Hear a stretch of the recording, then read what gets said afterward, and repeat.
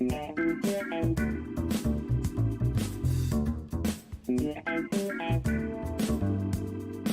guys, welcome to the stream. This is Rod Arriagada coming to you live from Dooley's Billiards here on Main Street North, 1750 Main Street North here in Moose Jaw, Saskatchewan. We're here for the Moses CAPPO Memorial 9-ball tournament, and we're getting into the match now. It is Chris HALKYARD versus Jason KLATT. They're in the first rack in a race to 9. It is a first round matchup from the A side. And, well, we're going to have great matches all throughout the day, and we're starting off with a really nice one here. We'll get their Fargos up real quick here for you guys.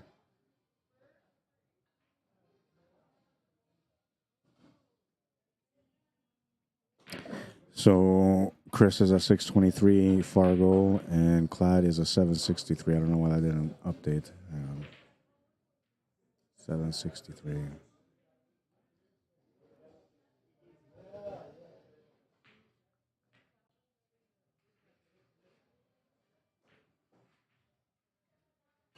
All right, and I got to make sure that I got Chris's Fargo rate proper.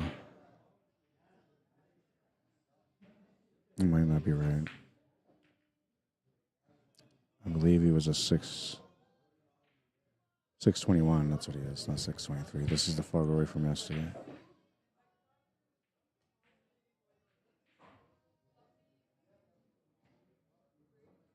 All right, and so there's the Fargo rates. And Chris is at the table right now.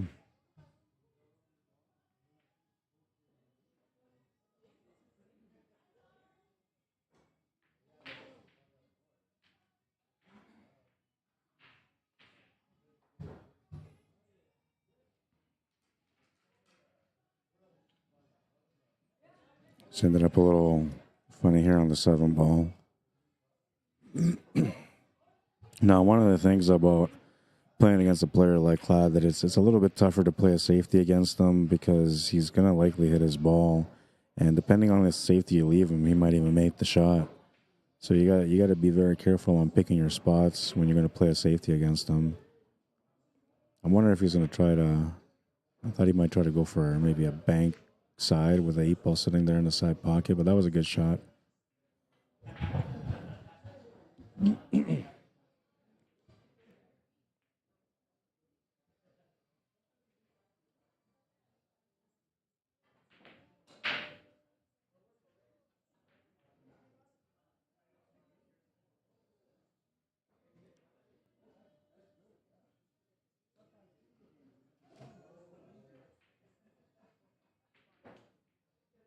Now, what I like about this leave is that he's left the 7-ball in the open, and it's not easy for him to hit the 7-ball, but he should be able to hit it.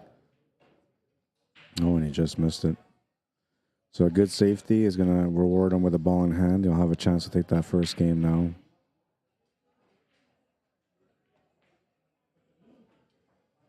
Oops.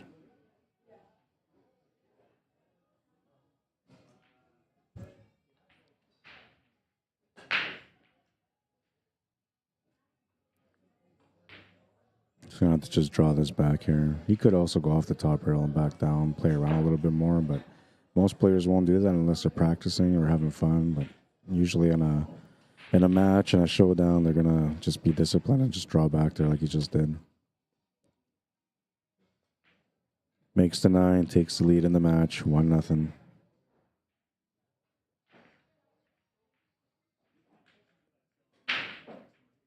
It is alternate breaks, and KLATT broke the first rack, so Chris will have a chance to break here and a chance to also get up 2 games to nothing.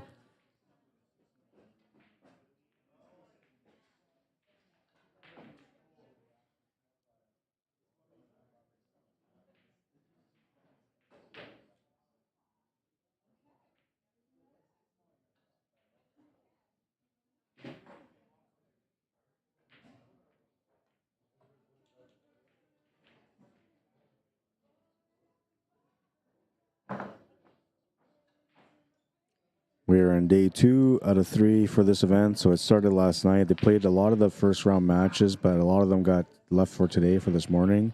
So this is one of them. So last night we actually had a second round matchup also, because they were given the option that if they wanted to play their second round matchup last night, they could have, and then they didn't have to be here at 10 o'clock in the morning today for the first match. So only a couple of them took advantage of that, and then the rest of them all are waiting for their opponents that came in this morning. So that's why the first round of the A side is just continuing now.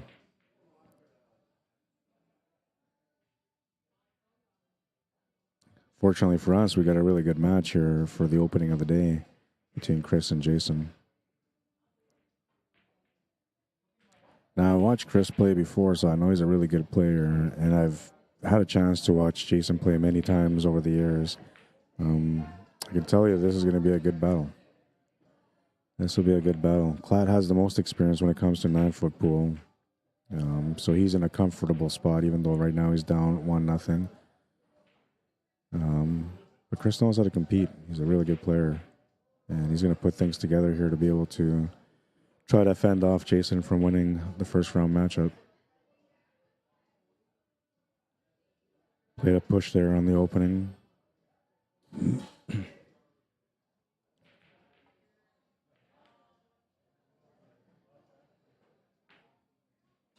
Jason makes the 1 ball. Nice shot. He's got position on the 2 with drawback angle for the 3. What he's got to figure out is how he's going to approach this 4 ball. And I like approaching the 4 ball from the bottom rail, trying to shoot it to the top left corner after he makes the shot on the 3. We'll see what he decides to do. He could always just come back across into the 4 ball. He could try to get behind the 4 ball because I believe it goes past the 9 to the bottom right corner. Though on this camera it looks like it doesn't, but we'll see. I think he's just going to play the shape for top left corner. That's what most players will do in that situation. Just keep it simple, especially with a table that's a little bit more challenging like this table has been so far. It's got a nice natural angle to come across to the right for the 5 ball, so I just play this naturally into the pocket. Nice smooth stroke on that one also.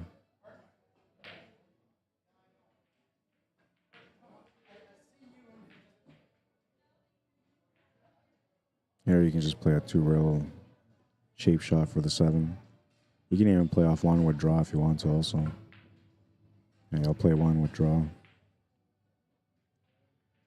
And he's giving himself a little bit of an angle here on the 7 ball, which means he's going to have to play a 2-rail shape for the 9 ball to make it in the same pocket as the 7.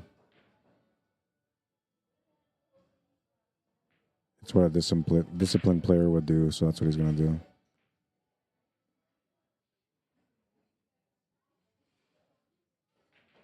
And he's going to take that game, so we're tied at 1.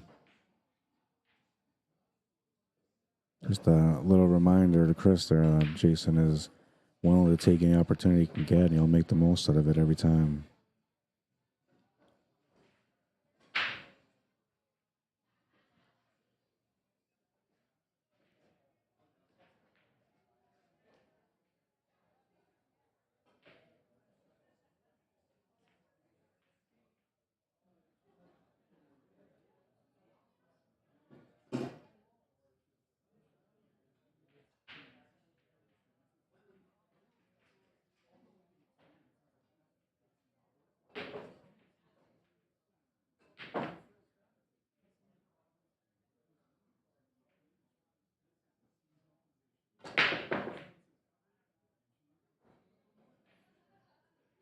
Smash and break, but no friends.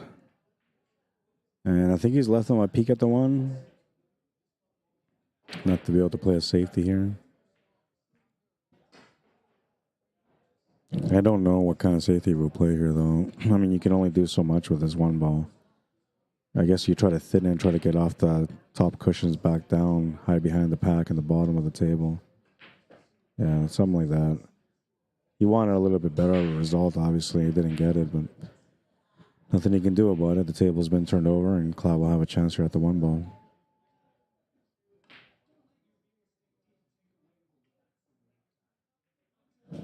Makes the cut on the 1. A little kiss off the 5 is going to help for the 2 ball. He's got a forward angle here on the 2 ball now, so he's going to have to slow roll this or pace it through and run into that 3 ball and bump it up a little bit. I think on this table you can just slow roll it for the 3 ball. What he's got to figure out is the angle that he wants from the 3 to the 4, which technically where that 2 ball is right now would be the best spot. He's going to try to draw off the cushions and get a little bit better of an angle. He's going to end up roughly around where that 2 ball was.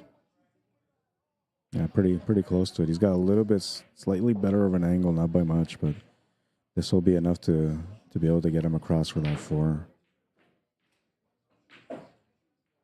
Nice little stroke shot there again. Took a little bit bigger of a bounce than what he wanted or expected, so he's going to have to make up for it here. Either a back cut, a safety, or a bank. 3 options.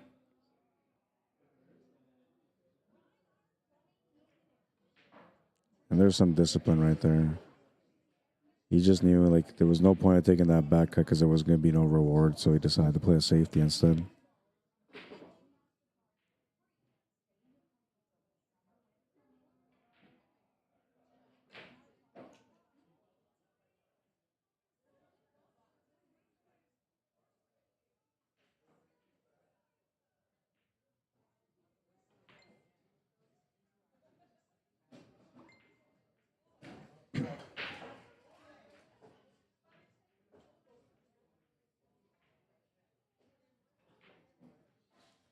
Oh, he's left him the 4 ball, and Jason has a cut shot on it. His tangent line is pretty close to the left side middle pocket, but he can actually run a straight line off that side cushion back towards the 7 ball. If he can lean right on the 7 ball, he should be okay. He could also try to draw between the 7 and the 5 to get below the 5. That's what he tried to do. And I think he's ended up a little bit fortunate there. He didn't quite hook him per se, but he didn't give him a lot of opportunity either. Though it looks to me that he should be able to like maybe slightly swerve around this 5 and then come off the cushion into the 4. The only thing is if you have to swerve this or masse it, that the spin that you're putting into it is an inside spin. So if you hit that 4 ball thick, you're going to get that cue ball to follow through into the pocket. You have to actually get a little bit thin on it if he has to masse. Oh, you can see it. Okay. He was all right. And he's got another bit of an interesting leave here on this 5 ball now. I'll take a little walk around to take a look at it. We'll take a look too. Can't quite tell because he's standing in the view of the camera. Yeah, he's got a pretty straight shot to the corner. Just has to draw it back a little bit. Oh, and he's going to miss the 5 ball. He popped up on the shot a little bit, though. As soon as he released the shot, he popped up. His neck popped up, so it wasn't a clean delivery. Huge break here for KLATT. He'll have a chance to be able to get up a game here. Most importantly, though, he's got a chance to defend his break, which is what you want to do in a race to 9. You want to do your best to defend your breaks, and you want to do your best to capitalize on your opponent's breaks.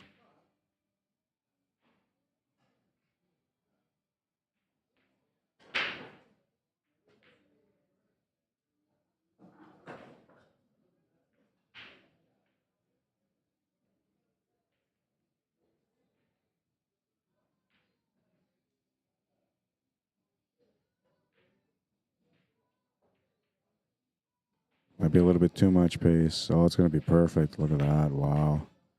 It looked like it was coming down so fast, and then it slowed down perfectly as it crept up to the 9.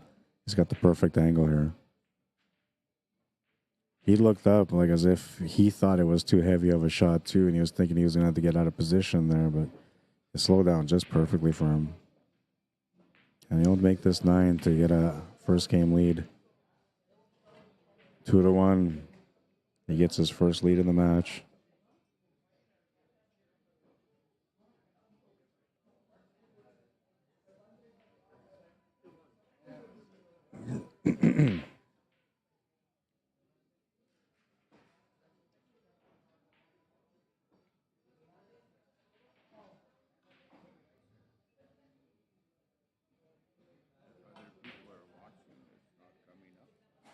Yeah, it depends. Like, so there's different ways that people can watch it. You can watch it through tuning into the stream. You can watch it without tuning into the stream and just hitting the volume button, and then it won't show you watching. It'll show you like you'll still be able to watch and listen, but you won't be as a member. Then there's people that are friends with you will show up. People that are part of the page will show up, but people that are not part of the page or friends won't show up. And then there's the people that are watching on YouTube too. Because a lot of people will tune in to start watching on Facebook, but then they'll switch over to YouTube because they want to watch on the TVs and it looks better on YouTube. Yeah. So you never really know. At the end of the stream, that's when you know like how the numbers were, because they show me the insights of how many people tuned in for how long and all that stuff. Eric Horkerson? I haven't been in the room yet. I was about to.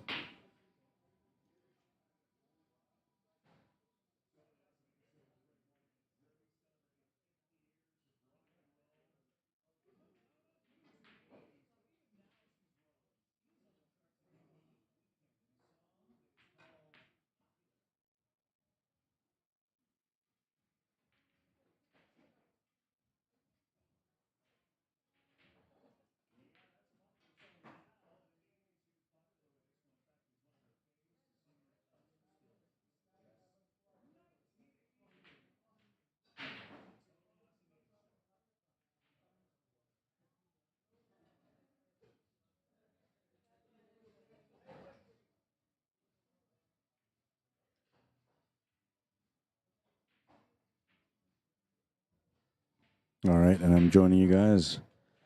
Good morning, bro. How you doing, Billy Ricker? You're welcome, Kathy Sechrist. Welcome. Welcome to the stream. And Grant Henderson, what's up, man?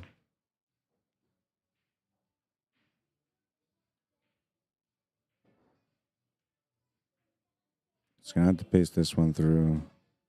I actually like playing this full through off the bottom and off the top and then back down. He had an extra rail there by going to the side also. Got himself great angle here on the 5 ball. Could just play it through for the side pocket next. Good option. And now basically where the 6 ball is will work for the shape on the 7 ball. Yeah, that's the perfect spot. He actually moved a little bit closer up just slightly, just to let the stroke out a little bit.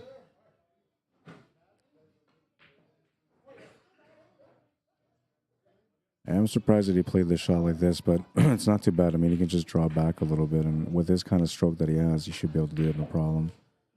He didn't even draw back. He just held it for the back cut a little bit.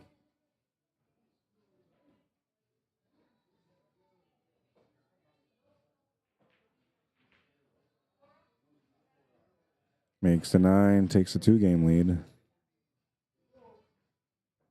Not much Chris can do about that. He tried to play a push out. He ran him out. Tried to play another shot on this one, and KLATT ran him out. And like I said, he's got a lot of 9-ball experience on the 9-foot. So for him, this is comfortable to be in this location playing on a 9-foot table. Now, he would be a little bit more comfortable if the table was a diamond table because that's what he's more used to. But he's a player that's been around for many years and has traveled a lot. And over the years, as he's played and traveled, he's come across different conditions in every situation that he's been in throughout different cities and states and provinces.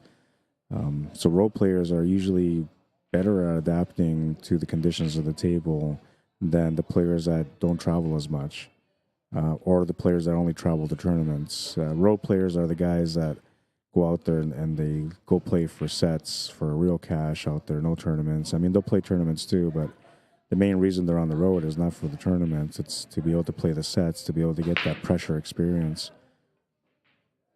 And KLATT was one of those players. It's going to make the 7 ball.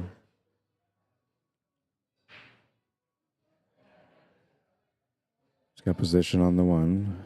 The angle on the 1 should work for the 2, but it almost looks like it's leaning towards the 4, which he can actually just lean into it if he wants to and just settle for the 2 ball in the side pocket. Yeah, that's what he was trying to do. He was just trying to lean into it for the shot on the 2. It's what made the most sense, but, you know, a little bit of body movement on that one, too, and he'll come up short, which is going to give Chris a great opportunity here to be able to get within 1.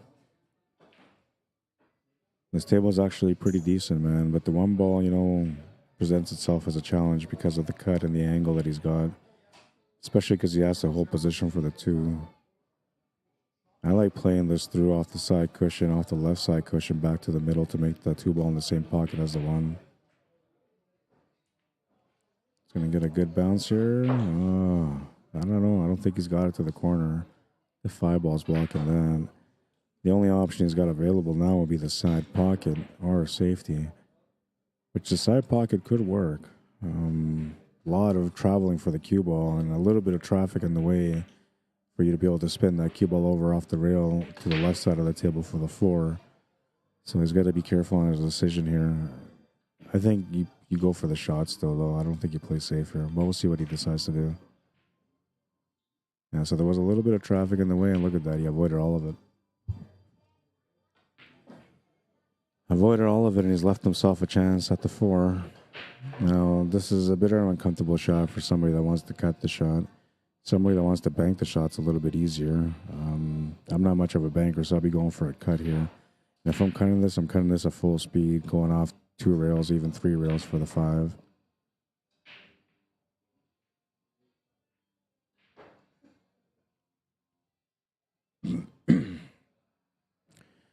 And this one here, he's got a tangent line that takes him just below the side pocket on the right, roughly about where that first diamond is, below that pocket. And if he just shoots this through with a little bit of left-hand spin, he should be able to get the position for the 6-ball with a good angle for the 8. Just a touch of left-hand spin, not too much. Lots of tops because you want to come off the cushion slightly.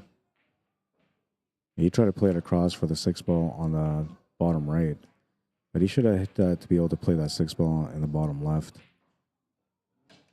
And he's feeling a little bit steamed about that one. It can be a little bit frustrating when you're giving up a table that you have a chance to win on, and you're giving it to an opponent like KLATT, who usually runs the table out on you. So it becomes a little bit an emotional roller coaster for the player that's playing against him. And Chris is kind of going through that right now. You just got to be patient, though. You know, KLATT's going to make mistakes too. He's not going to run out every rack, and he's already shown that a couple of times. But he is going to run out most of the times, and if you give him a ball in hand with 4 balls, he's going to finish that table, just like he did.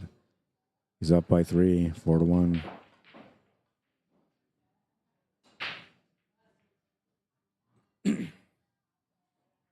And Chris will break now, and now he has to capitalize on his break. Against a player like KLATT, like, you can give him a 2 to 3 game cushion and you can maybe get back in the match. You give him more than 4 game lead, he's not going to let you back in that match. He'll maybe let you in for a rack or 2, but then he's going to grind you out because he's got the lead and he's going to try to hold on to it. And he knows, so he's got a good balance game. And I'm pretty sure Chris is aware of that too. I mean, he's watched him play many times. He knows how he plays.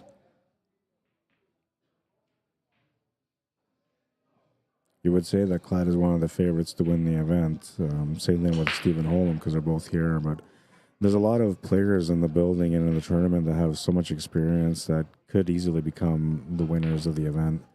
Well, for example, we had Randy Baggett play against Stephen Holm last night in a mini tournament. It went down to the last rack between them, and Randy Baggett won. Right, and that was a race to 5, so not a race to 9. And along the race, it's hard to tell who's going to win. You would want to say that Steven would win because of all the experience that he has. But the thing is that Randy has just as much experience as him, just not at a professional level. But you can see that experience came through last night when they played their final, and Randy was able to upset Stephen Holm in the final. And they played for it all too. They didn't play for first and second. They just put it all together, and we'll just play for it all. It's a nice little match. You can feel the intensity in the room as they were getting deeper into their match. More and more people were trying to watch their match. It was like almost like a sneak peek at a preview of a big match for this main event. You know, a semifinal or a final or something along that line. Didn't want to run into that 6-ball, but he's still okay. He can just draw this back. He's got a nice stroke, so he can just draw it back. If he didn't, he could always go off the rails, but most people here would just draw back a little bit. And here you should draw back also to get better position for the 5 to get shape on the 6. You could have played it forward too, but then he would have had a weirder angle on that 5, which would have made it a little bit more challenging for the shape on the 6. And he overhit that just slightly, so there's a little bit of a mistake there. He should be able to make the shot still, though. And he does. Gets a nice straight line on the 9 ball, and he's in sync today. This is dangerous for everybody that's going to be playing him today. 5-1. He's got a 4-game lead.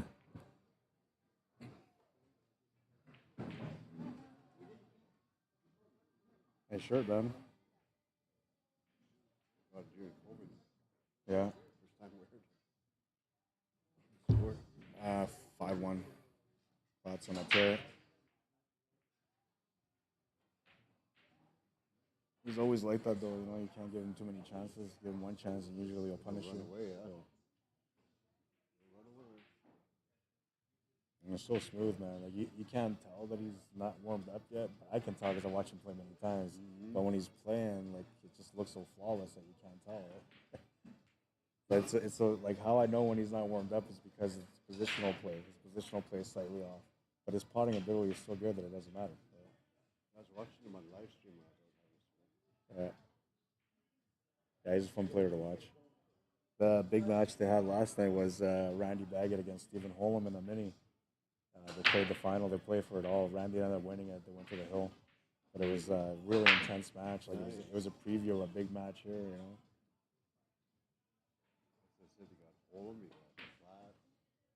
Well, Randy's a real experienced player too, right? If he's on his game, he'll push it. Good morning, everyone. We have some tables and some matches. Yeah, I'm surprised too. There's a few guys that I thought would show up. I thought maybe Ben would take a drive out here too, you know. Okay, yeah. Canadian room here. From Winnipeg, I thought maybe Baptiste was going to come out, or Larry Hunter. Like those guys are good players. Mike Delgado, right? There's a few guys that would have traveled out here. Table 19. Chris Hackert and Jason KLATT. Calling out the match.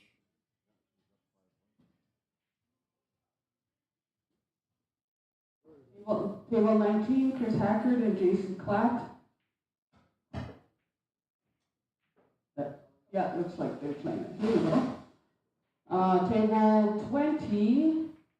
They're just making some calls for some of the matches now.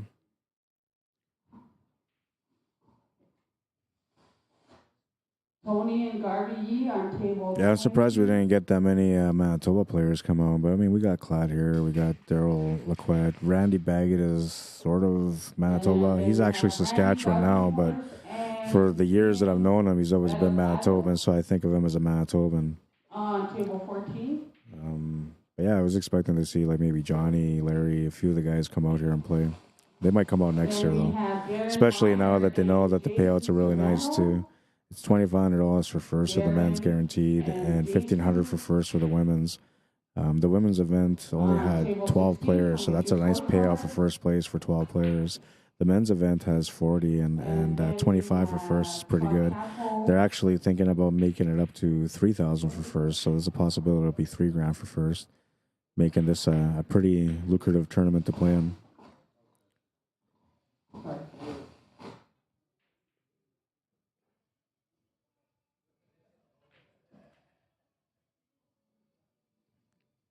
Came up a little bit short on the speed on that one, but he's still okay to make the shot.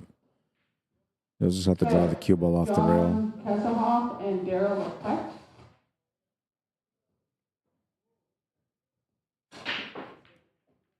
Makes the 9. He's got a 5-game lead now.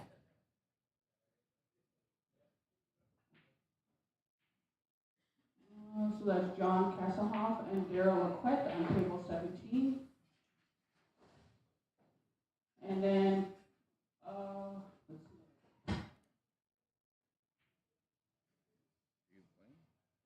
No. I was going to play in minis.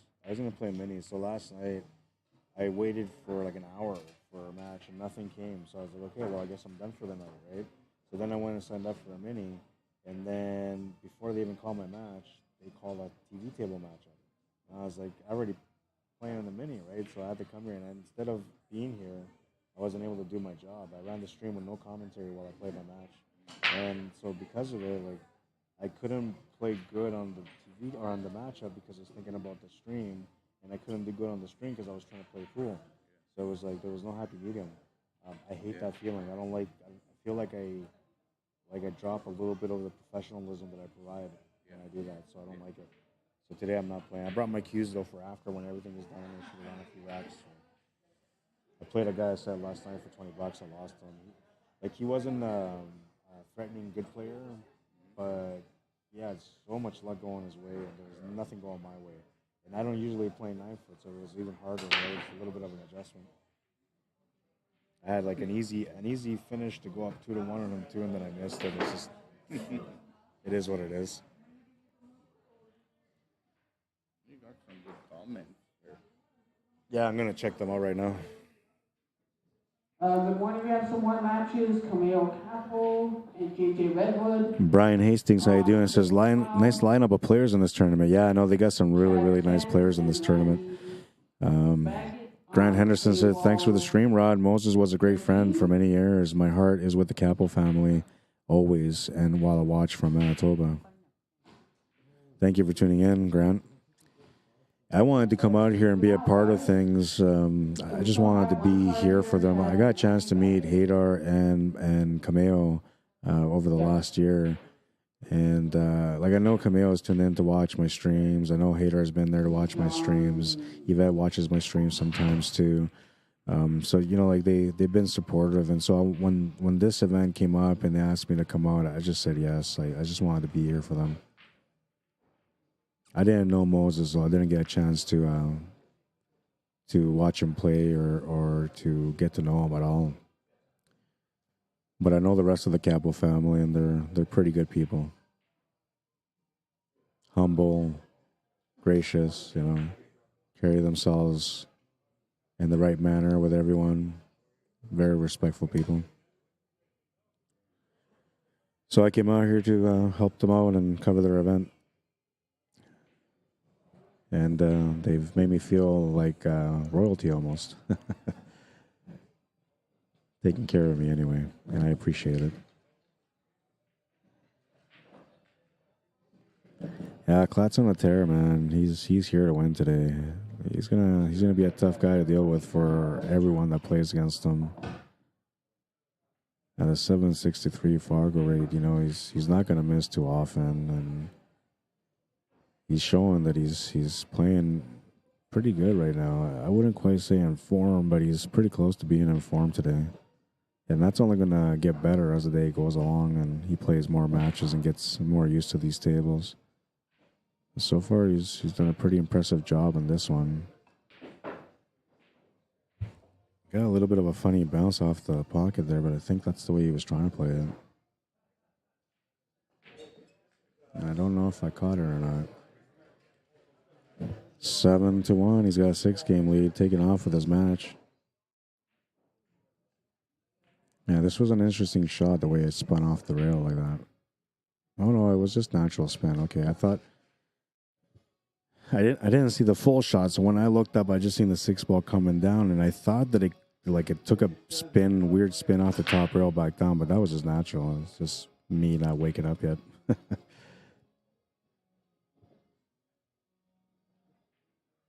Larry Hunter, speak of the devil. How come you didn't come out, bro?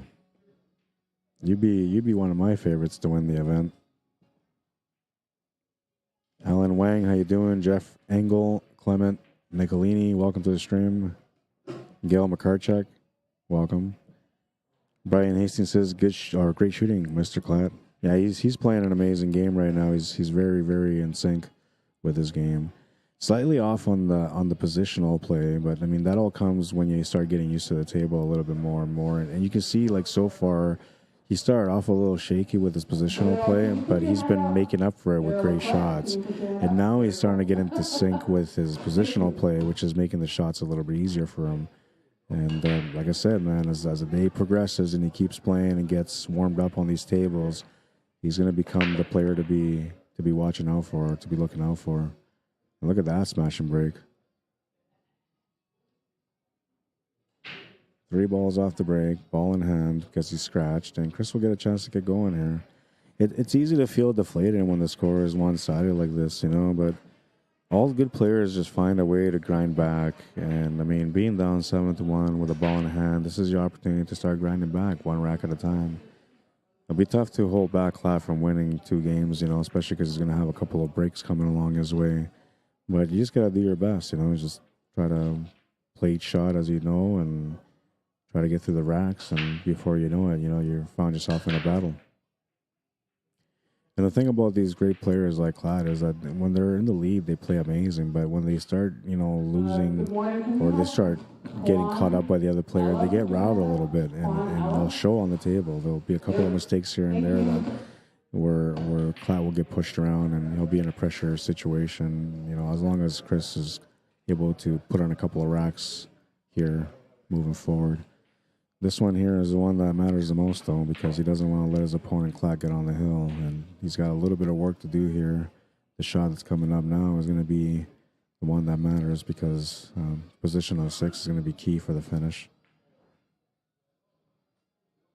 He's getting himself an option to set up for the corner or side pocket. He's got both pockets.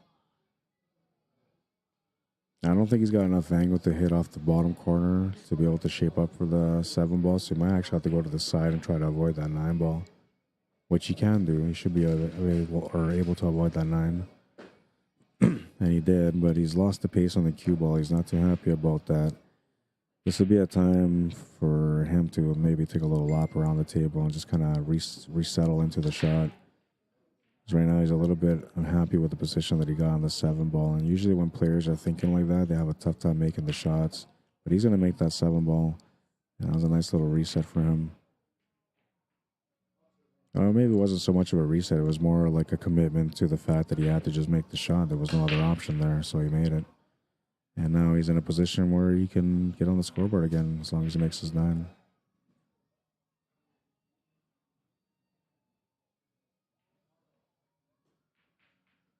Oh, and he's going to miss the 9 ball. Oh, no. KLATT with a chance to get on the hill now with just the 9 ball left.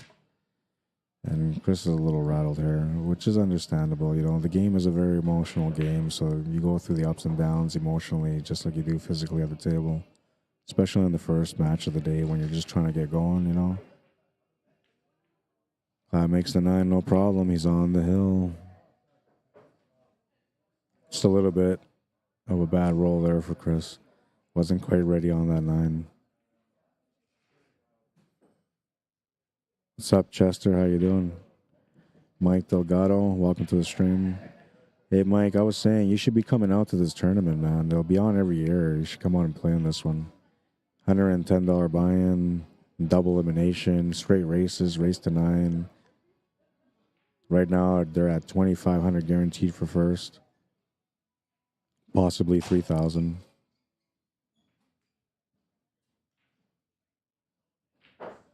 There's, I think, just over 6,500 in the pot.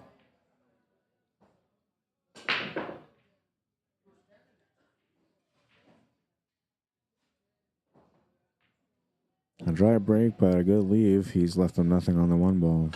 KLATT will have to push out or do a kick shot here, which normally, you know, I mean, if you jump here, you can jump here, but I think most people would just do a push out here. He's going to do that. Just push it out, create some distance, make the 1 ball a little bit harder. He's hoping that his opponent will give him the table back.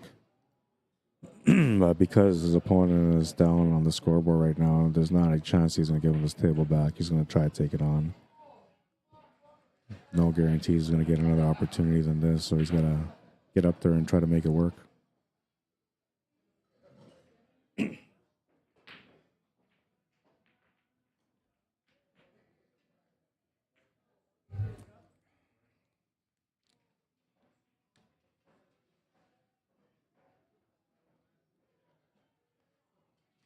They're like 2 games behind, eh? Yeah, and it's about, well, yours is not live right now either. No. See, because when it's live, it's red. When it's not live and it's behind, it's gray. So when you tap there, you'll find the live button. If you tap on the screen, then you hit the live button, and it'll take you live. See, now it's red, so now that's live.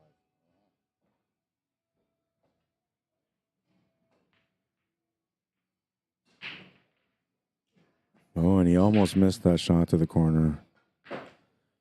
Shooting slightly over the ball here for the 3 ball, but he's got a forward angle, and the position for the 4 ball requires for him to go forward, so he's actually pretty good here. He's got another good angle that he made for himself here for the 4 ball. He can play the cue ball off the top cushion and back to the right for the 5. Just needs to get something of an angle here on the 5 ball to get set up for the 6, or a drawback angle will work too. And this is kind of like both here. He can make the shot with a bit of a drawback, and he should have the shot to the side pocket.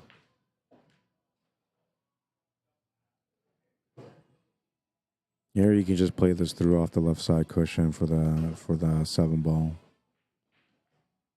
Oh, he's going to play it to the top right corner. I was thinking right side middle. That's what I was looking at.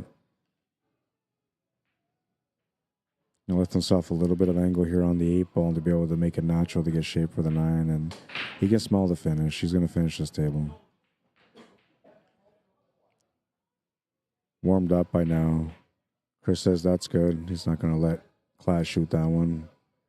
9-1, the final score, and I'm going to go find out what our next matchup is.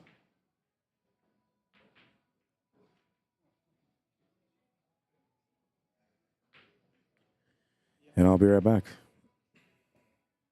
We do have a match on the side here, so I'll put it on that table for now, and I'm going to find out what's going on with our next TV table matchup.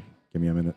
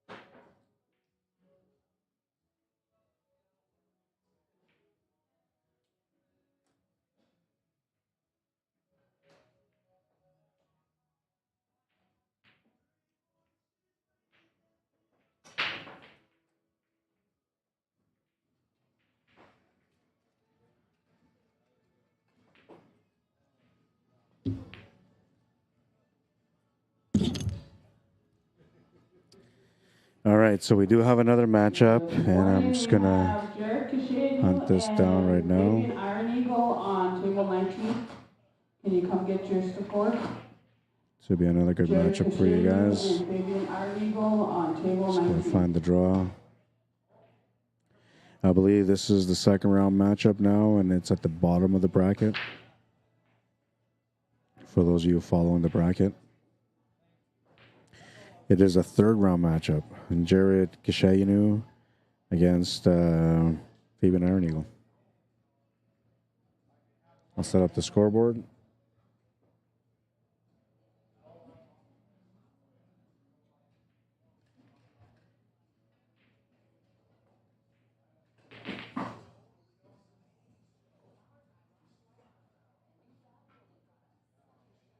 Kishayinu.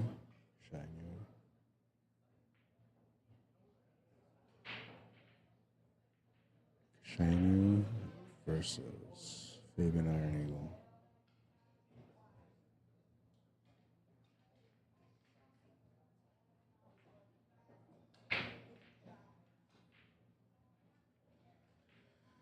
All right, so we're just waiting for the players to come to the table, and then we're going to get that match started. And then that's going to be an A-side third round matchup.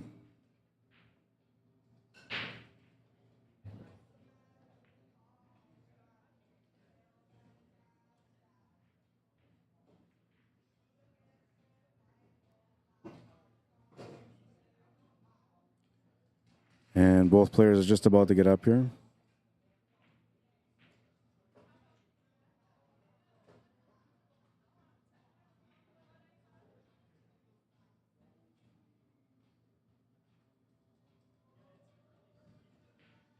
I feel like the name is spelled wrong, but that's the way the spelling is on the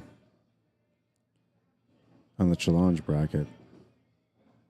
But I feel like it's spelled wrong from what I remember. Yeah, there's a Y in there, Kishayinu. I sort of remember that his name had an I in there too. That's why I had to go look it up. Kishayinu. All right, so Fabian is there. I'm gonna switch the table over now from this table to the main table. We're gonna wait for this gentleman to take the shot though. Makes the shot. Well, I guess we'll keep it on here until both players get on the table.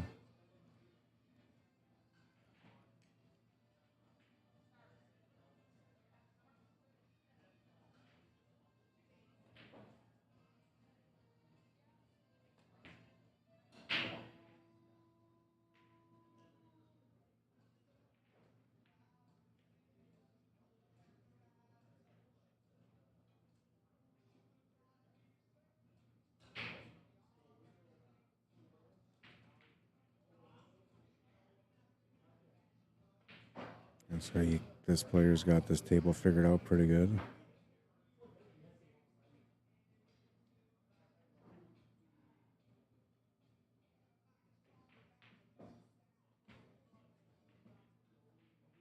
Still waiting for Jared to come to the table. Fabian's here, but we're waiting for Jared.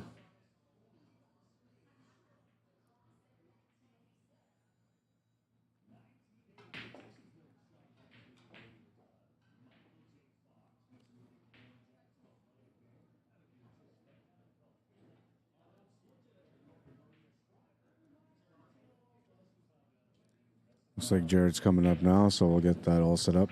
Move the table over.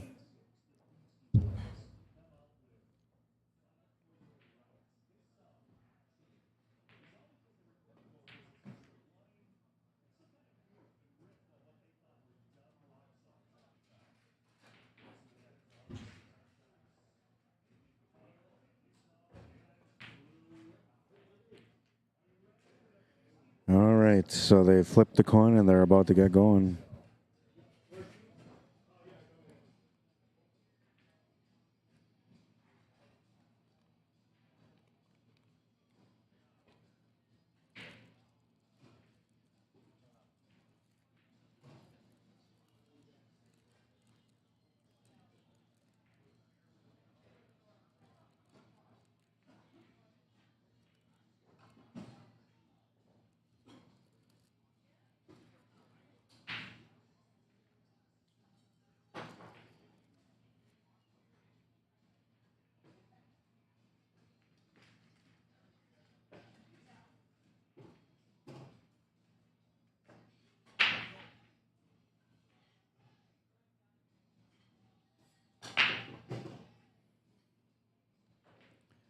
Jared breaks a smash and break, and he made a ball. He doesn't really have much on the one ball, though, so I have to, if he can hit it, he can just play it safe. If not, he's going to have to play a push or a kick. Most people will play a push if you don't have a shot on the opening shot, but we'll see what he decides to do. I feel like he can clip some of it.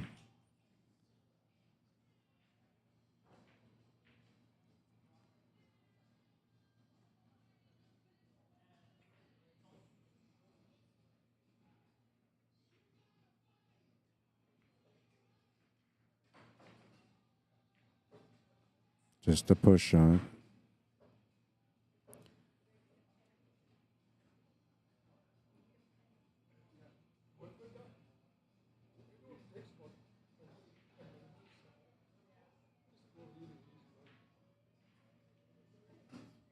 Oh, and I forgot to turn my live on air sign, which I'm going to do right away. After this rack is done.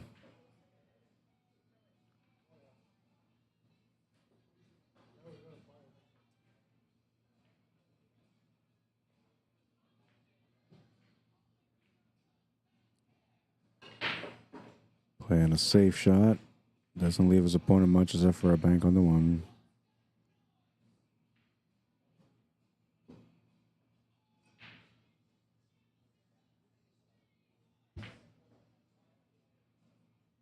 You gotta fight for your right.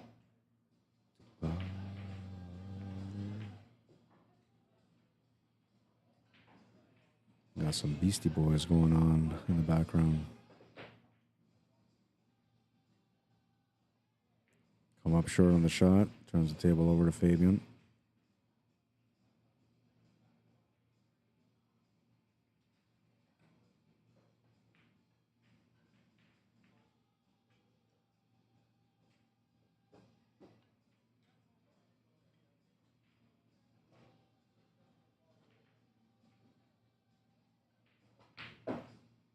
Makes the shot on the one. It's going to come up a little bit short on position on the two. Still make the shot, though. And if he doesn't want it, he can always opt to do something different, like play safe.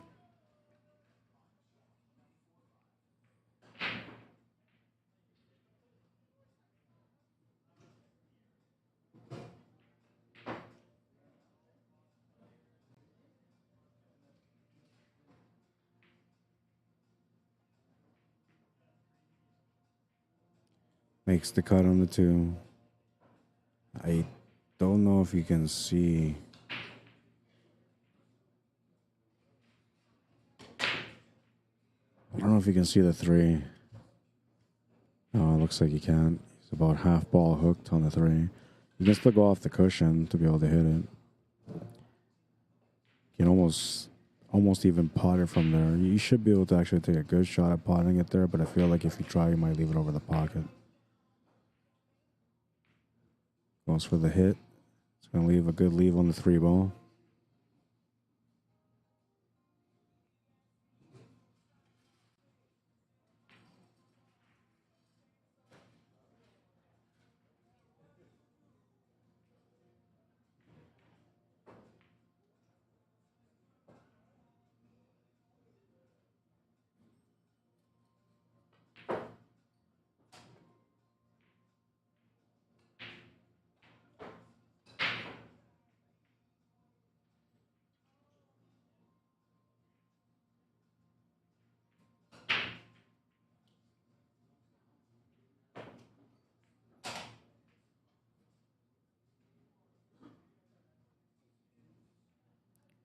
Can't really see anything on this three ball. She's got to swerve around it or masse around it slightly. Either that or a jump shot.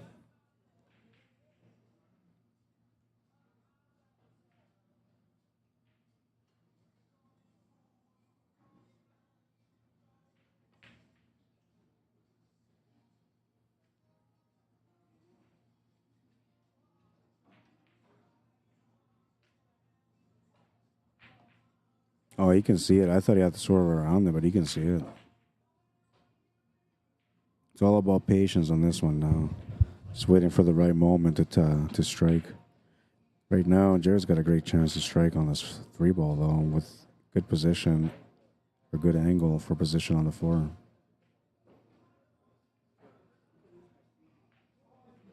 I'm not sure if he'll go for it though, but if he does go for it and he plays the draw shot, the cue ball will come off the left cushion to set him up for the 4-ball. But he's got to make the shot, and it's a long distance on a 9-foot table.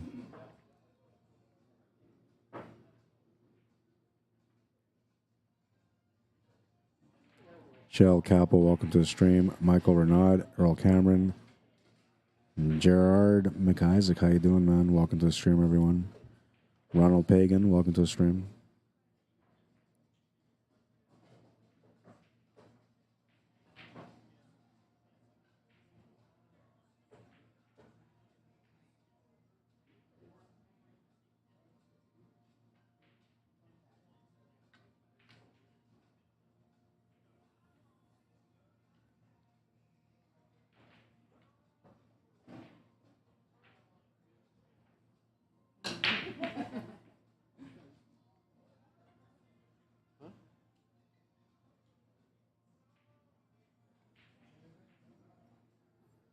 Come up short on the 5.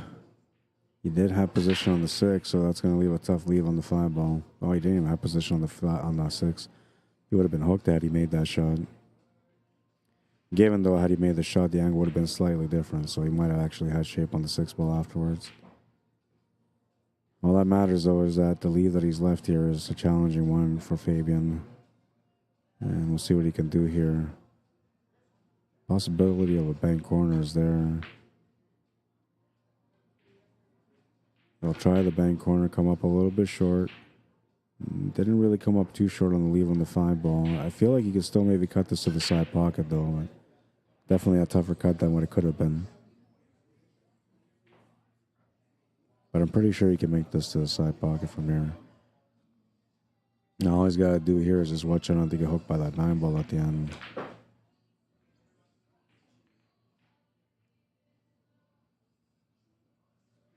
And the side angle is not going to tell as much. But looks to me like he's got the shot on the 6-ball.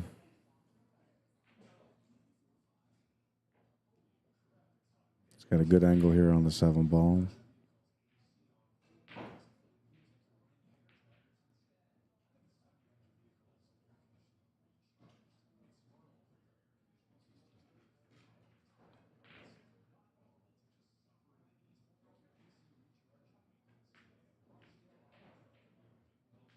Oh man, made the shot on the 7, but he scratched in the side pocket.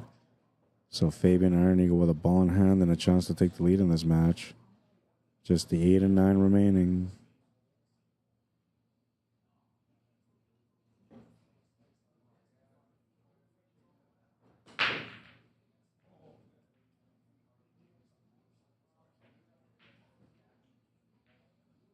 Makes the 8.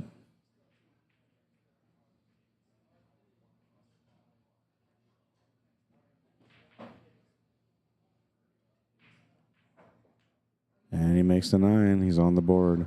1-0.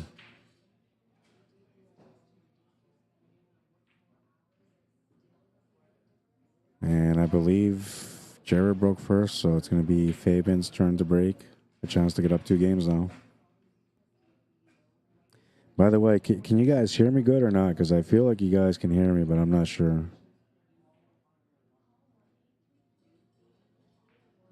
Jamie Longbottom, welcome to the stream. Mitchell Malcolm, welcome to the stream.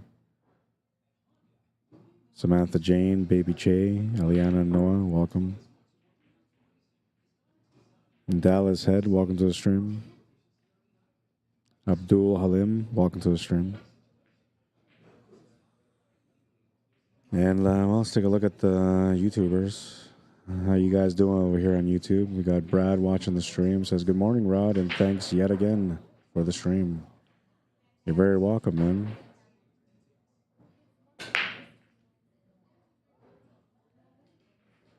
Thank you for tuning in. We're going to have lots of great pool going down today. Lots of great matchups coming up your way throughout the afternoon/evening.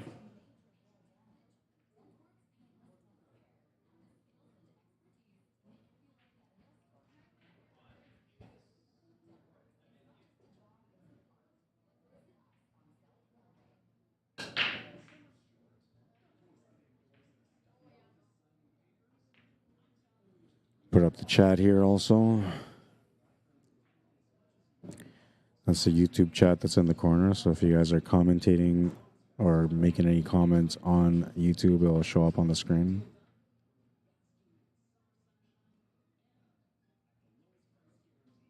This helps me to be able to interact with both Facebook and YouTube's viewers. All the Facebook ones I get to see on my phone, and then all the YouTube ones I'll see it on the screen.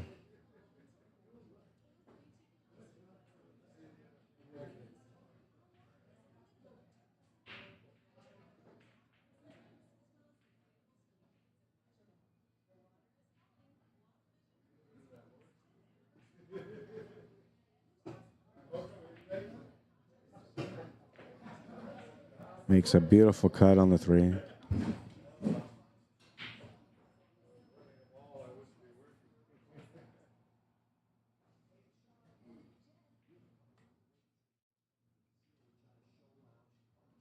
He was in tight on that 3 ball. Tough to see these shots when you're so close to it, but he made it look easy.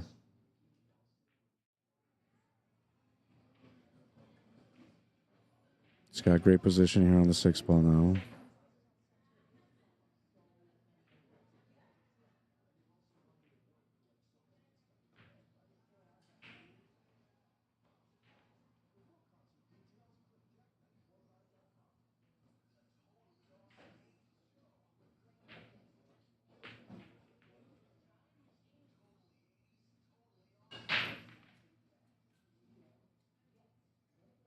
He's going to have to play through here on the 7 ball off 2 rails, maybe even 3 rails for the 8 ball. He's going to play 2 for sure. He might catch the 3rd. Just caught the 3rd. And wait for the player from the other table to take a shot first before approaching his shot. Michael Grodnick, welcome to the stream. Kathy Secret says, sounds fine down here in Kissimmee.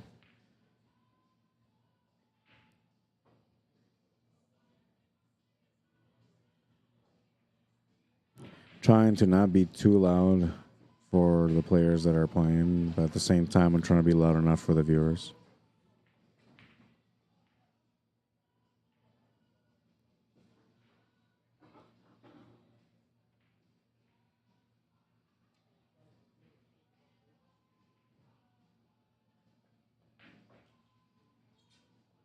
Makes the 8 ball. You'll end up funny here for the 9 ball.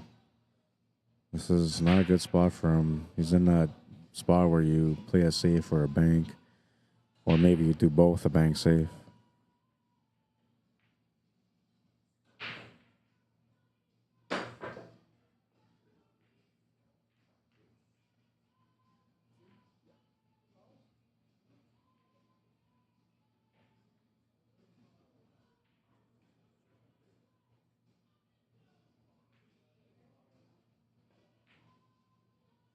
Beautiful bank. Beautiful bank. He needed something there. It was a moment of truth. And he faced the moment of truth and made it. Very nice bank on this one.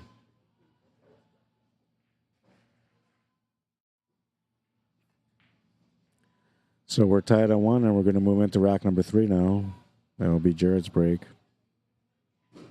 Could have been trailing 2-0, but instead he's tied up right now and he's got a chance to maybe get a lead. Buddha Walker, welcome to the stream. Ryan Van Dijk, who was playing last night on the TV table. Unfortunately, I was playing my match, so there was no commentary in his match, but I'm hoping to have a second chance today if he gets on the TV table. Kenneth Botello, how you doing? Trevor Prince, welcome to the stream.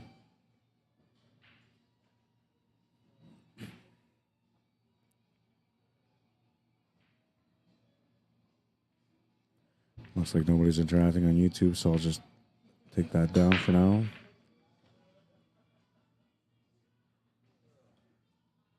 Dry break, but not too bad. I'd be happy with this dry break. You didn't give your opponent much. You have no choice but to play a push out here. Even if you try to play a masse, it's too risky. To get around the 8 ball will be tough to begin with, and then To try to masse at a perfect angle to be able to not hit that 6 ball would be another challenge. So I would never try to do a masse or anything on this one. I would just try to play a push out. And if I was going to play a push out here, I think I would just try to hit that 5 ball and freeze the white ball where that 5 ball is. Oh, I don't know though. You kind of want to put him in a spot where he can maybe make the 1 but not get a shot on the 2, or he can maybe just grace the 1. Right, that would probably be best if you can leave an angle where you can just grace the 1 and play a safety next. So you draw back a little bit to give your opponent almost nothing on the 1 except for the side of the 1 ball. And then you hope that your opponent gives the table back to you so you can just play the safety next. And he's got a shot at that 1 ball. He can take it on if he wants to.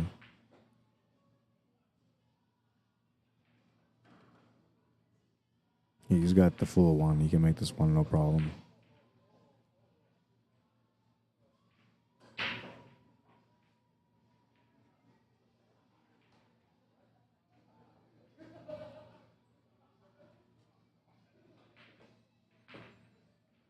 He'll miss the 1 ball though. Bounce off the cushion is going to leave the setup on the 1 with a funny angle for Fabian.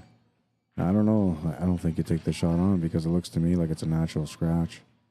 What else can you do here though other than a safety? I just like to get everybody's attention. I just want to wish Bruce Starlight, my dad, one of Moses' grandfathers.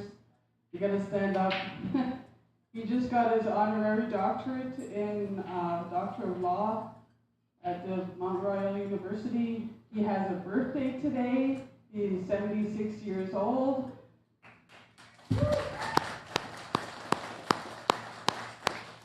So thank you for coming to support. Making announcements here.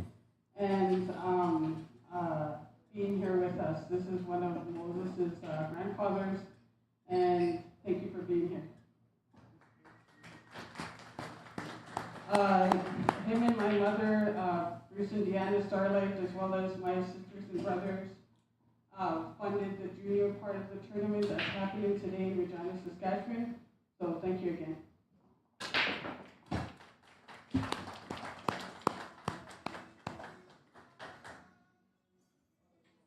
They're going to have a presentation a little bit earlier too, almost like a memorial presentation for Moses CAPPO. That won't be on the stream though, but they are setting up for that.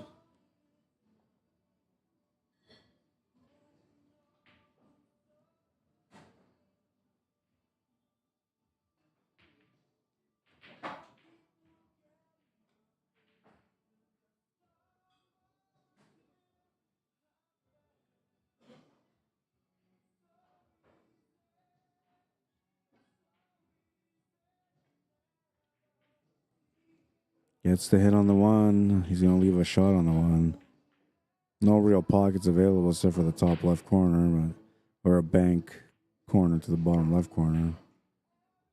A lot of room for safety here, though, but I'm not sure if he's going to want to play safe here.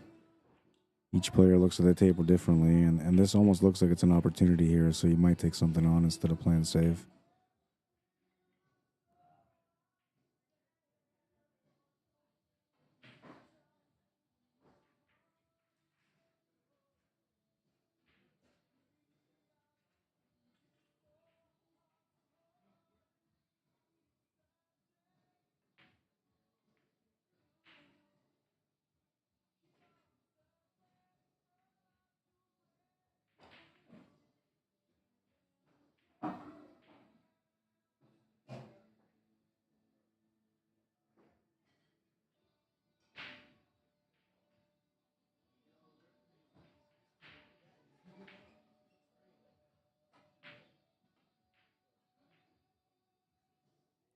Just trying to play safe, and he's got to get safe out of it.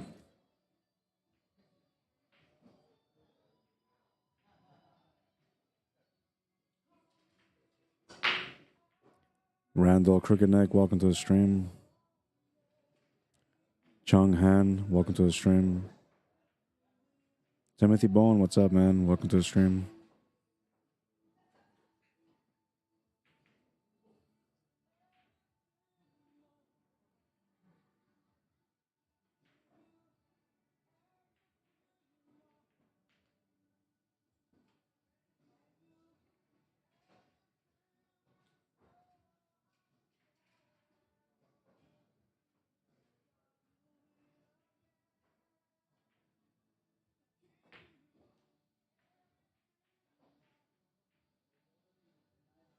It's the 1 ball. He's going to get a little luck there with a 7 ball. Best thing about that, though, is he's got a positional shot on the 1 ball also with a good angle to get onto the 2 ball. So if you're going to get lucky, you got to do it the right way. He got lucky in the best way possible. Just has to capitalize now by making the 1. Try not to feel guilty about the 7 ball, because a lot of people, when they feel guilty, they'll come up short just from the guilt. And he came up short. He obviously was thinking a little bit of guilt there too. And I don't know if he's left him a shot on the 1 ball at all. I mean, he could always spin off the rail if he has to, but we'll see what Fabian comes up with here on this one.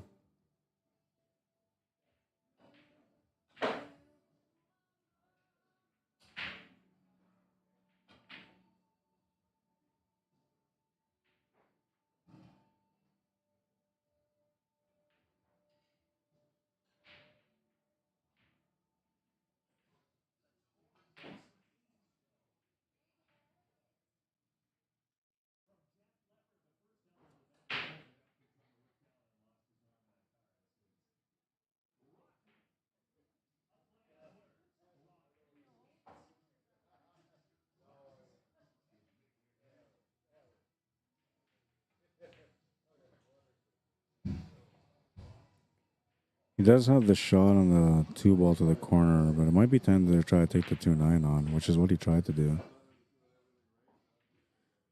Oh, and it's going to be a reward for him in the end, too, because he ends up getting a little bit of a lucky leave here on the 2 ball and has hooked his opponent, Jared, just slightly. And I say just slightly because all he's got to do is just go off the rail to hit it. But it's the leave that matters here, not so much the hit. It's the leave. He'll make the hit. And the leave is not bad. You can maybe take the 2 ball off the 9. Bit tougher of a shot with the angle that he's gone, but it's not too bad. You can still take on that shot if you want to. Safety option will be to play the 2 ball towards the 9 and then just freezing the white ball towards the 5. Try to get it off the 9. It's going to go in. What a shot. What a shot. There was a chance for it. He made it work. Lots of power required on this one. Look at that.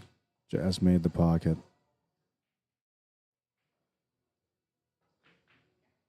Then he follows it up with a combination, making both of the shots on the combo.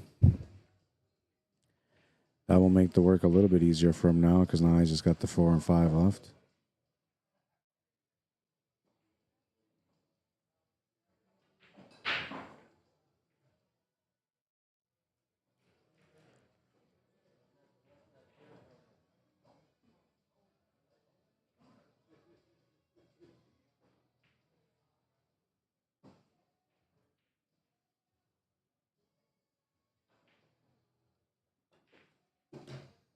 He'll miss the 4 ball, though. Oh, and it goes in the side pocket.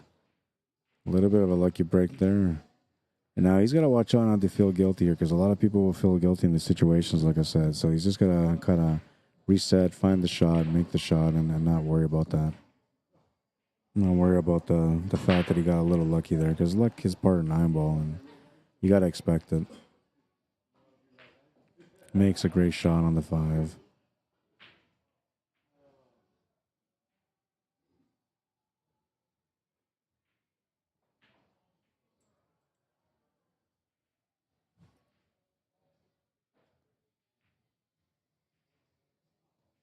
Oh, and then he missed the net, or the 8 ball, turns the table over to Jarrett.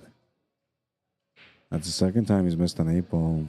That to me, usually that says a little bit of pressure from being on a TV table. A little bit of thoughts, last minute thought, like, oh, I wonder who's watching this. I made a nice shot, blah, blah, blah. Always something going on in the back of the mind in those situations. And whatever the thought was, it obviously played a big part on missing that 8 ball. He'll make the 9. He'll take the lead, 2-1.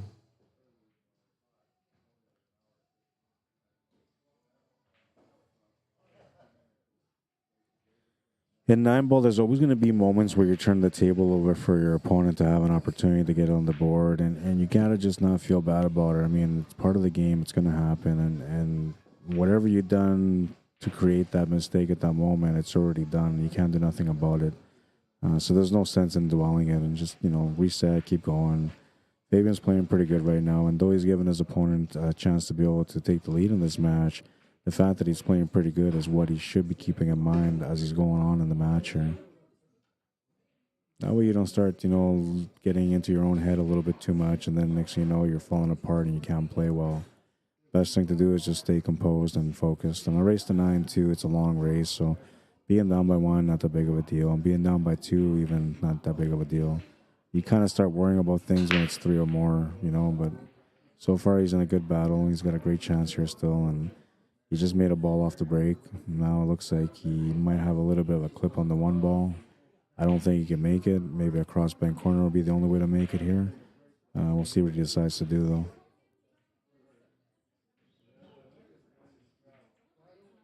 Louis Van Kirk, welcome to the stream.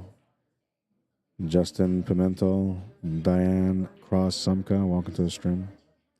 Aaron Espino, Peter Wood, welcome, guys.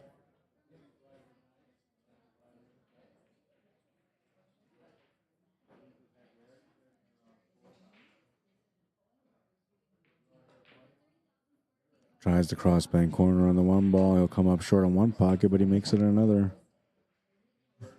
And he's got position on the 2 ball with angle to get onto the 3.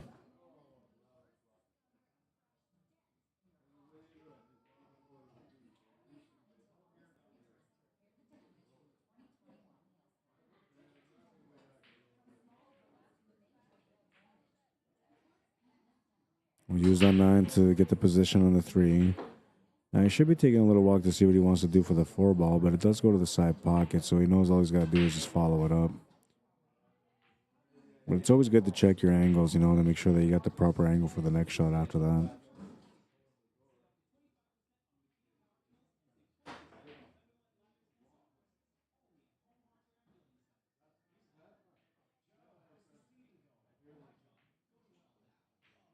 Makes the shot to the side. He's got angle here on the 5. And I don't think he can hold it here, so he's going to have to play off the couple of rails to get back to the left side on the 6. And that should work. A little bit more challenging of a shot than he would have liked, but he's still okay to make the shot. Plus, he's still okay to get the shape on the 7 ball.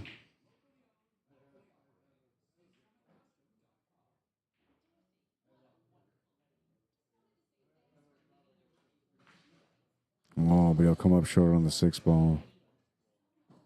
He'll turn the table over to Jerry. We'll have a chance to be able to get a 2-game lead now. Just 3 balls remaining, the 6, 7, and 9.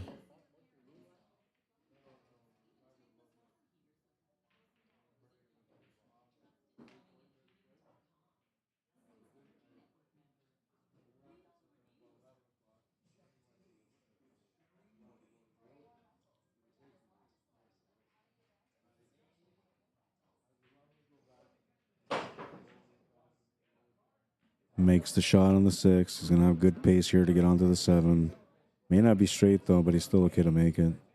And the angle that he's got is going to give him natural 3-rail shape for the 9 ball, so he's looking pretty good right now.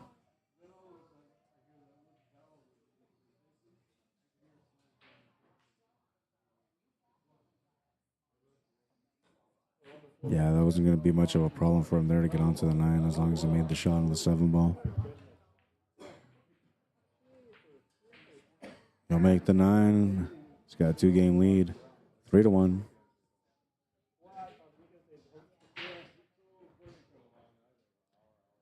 Amir Khan, welcome to the stream. Chowda Reddy, how you doing? Welcome to the stream. Brian Byers, welcome to the stream.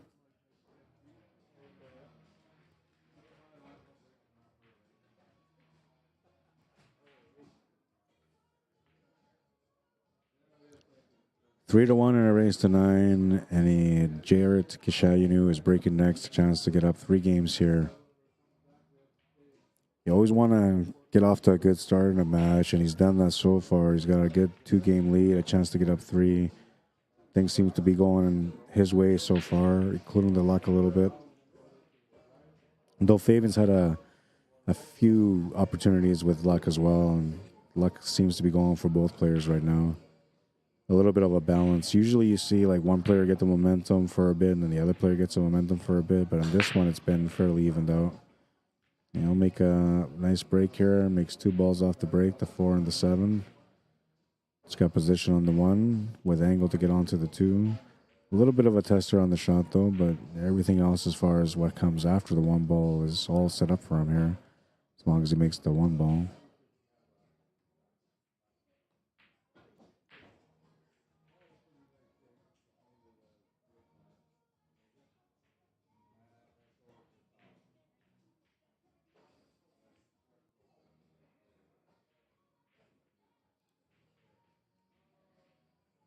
Well, he's scratched, and that's going to be a ball in hand for Fabian, who could take advantage of this opportunity to get tied up, or not tied up, to be down by 1 here. Though the potential for him to tie things up would be there if he wins this game, because he'd be breaking next in the next rack. Haven't seen too many breaking runs, though, so far. I haven't even had one myself. I played a few games last night. I wasn't able to run a table on these tables. It's the 9-foot thing, you know. Anytime you're playing a 9-foot, it demands a little bit more out of the player. You got to be a little bit more accurate. You got to be a little bit more deliberate on your shots.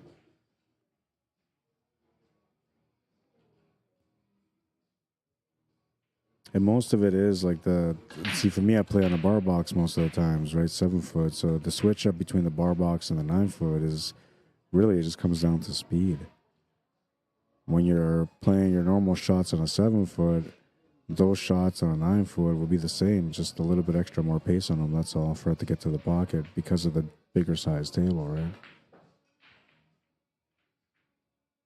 He's going to come down table now. He'll have a chance for a bank side on the 3 ball.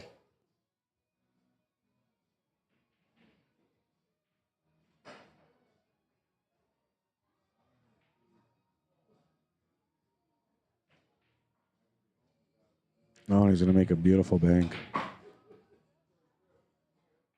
And he'll have another bank here. I mean, this one's a little bit easier because he's got cushion with the 8 ball, but the 8 ball might be the reason why it doesn't go in. It's got to be pretty perfect on this one.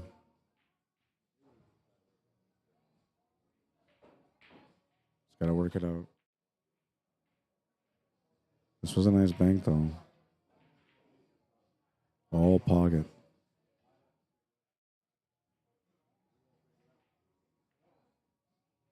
Just trying to figure out the angle on this one. He'll come up short on the bank, though.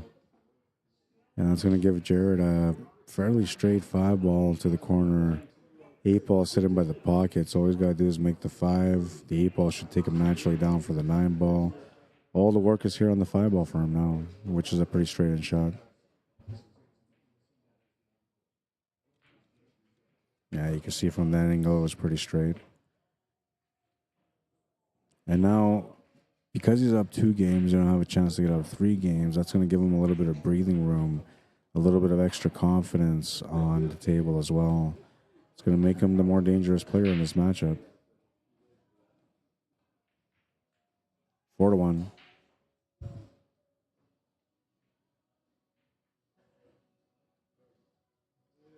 Well, and Fabian wanted to do his best to defend this rack now, try to stop the bleeding before it gets any serious. And I say that because it's a 3-game lead, but in 9 ball, you know, 3-game lead is nothing really. You can get back in that match fairly quick. 3+ games is where you have to worry about, and that's where we're at right now. We're in what you would call the danger zone. You know, you have to make sure that you capitalize, or else you're going to be in danger. So I'll expect a little bit of a grind-out game on this one.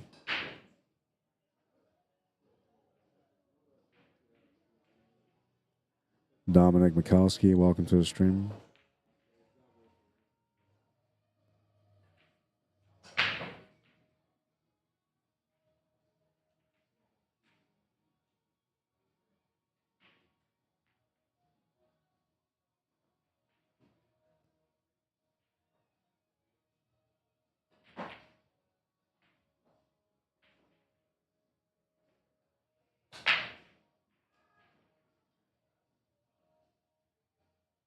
Smash and break. He made the 5. He's got a little bit of a shot on the 1.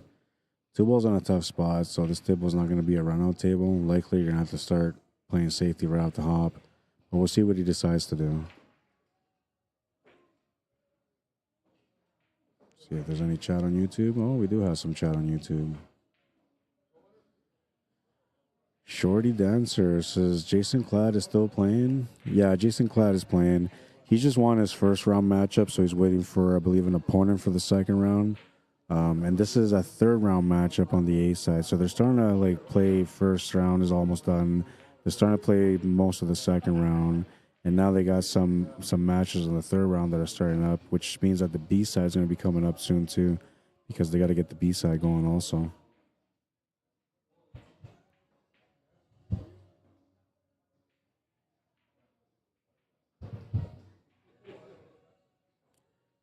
The Saint says, hello from Germany. How you doing, Saint? Welcome to the stream.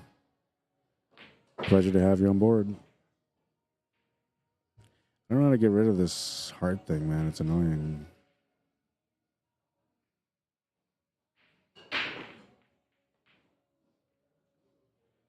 I wish I could leave it on something different. But it chooses heart automatically, so I don't understand. But somebody said that this is something YouTube thing where they use hearts to, like, it's like stars. That's what I was told. Hearts are the equivalent of stars on Facebook. Which the stars on Facebook I don't get, but the hearts on YouTube I do. So if you guys, you don't want to give me a heart, whatever that means, I'm good with it. Let's feel the love today.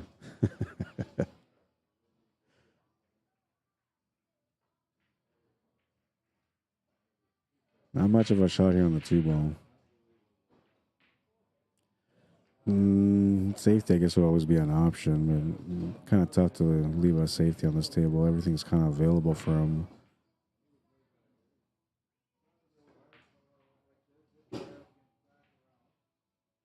Oh, that's going to work out pretty safe anyway. You can see the 2-ball, but there's no shot available. It almost looks like there's a 2-6-8 combo, but it's not there. Sorry, 2-6-4 combo, but it's not there. What's up, Mike? Did you play your match today yet? Not yet.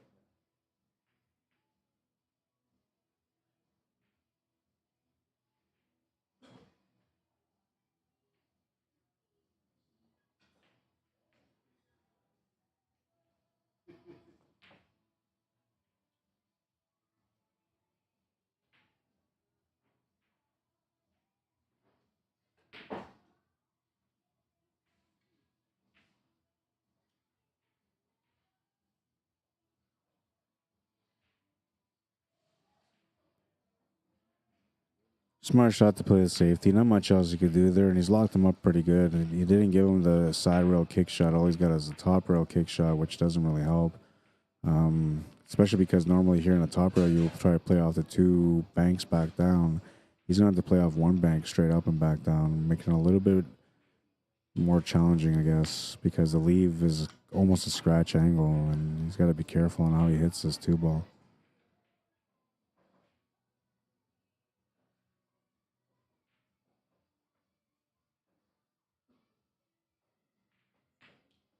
But he wants to hit it here. However he can, he would just like to hit it.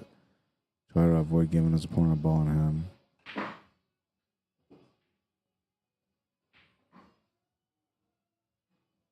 Gene Facette, welcome to the stream. Unable, welcome to the stream. Mohammed Mustafa, welcome to the stream. Mr. Diamond Dallas, what's up, man? Haven't seen you on the streams in a while. Hope you're doing good.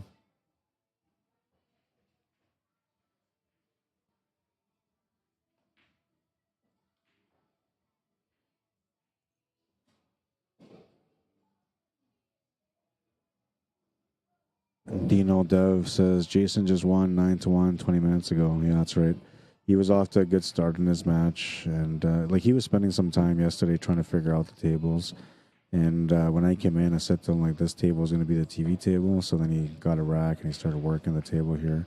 trying to get to know it for his match today. And it was a little bit of an adjustment positionally for him to be able to play shape a lot of times, but he found a way to get through the tables better than his opponent did. And I think what helped him more than not on that first matchup today was the fact that his potting ability is so good. Because he got out of position a few times, but he made a couple of great shots to be able to get him back onto position. And that's all really that players like KLATT need, is just to be able to get back on par, and after that to take advantage of the rack and to finish it. And that's kind of what he did in that match. Every time that he got out of position, he would just come up with a different shot that would get him back into a different positional shot, and then from there you'll be good for the finish. Playing very good so far today, though, but he's got a lot of tough opponents that are in the building that are going to be playing in the tournament. And he's going to have to defeat a lot of those guys if he wants to be the champion for this event. And it's going to be tough to do. Like I said, a lot of good players here in the building. Everybody capable of winning the tournament.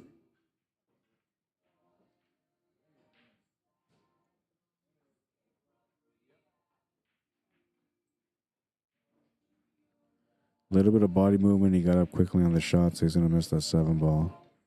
Great opportunity for Fabian here to be able to get within 2. Just 3 balls remaining, and they're all sitting over the pocket almost.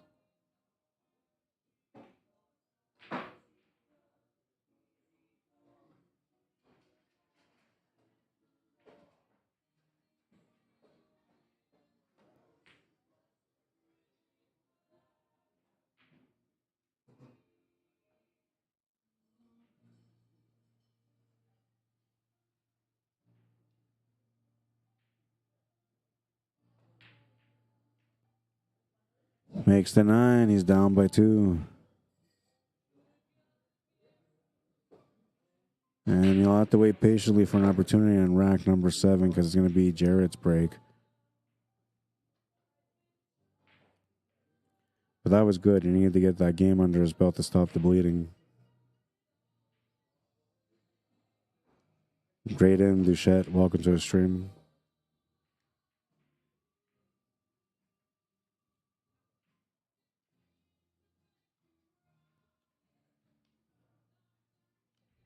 This time tomorrow, carry on, 'cause nothing really matters.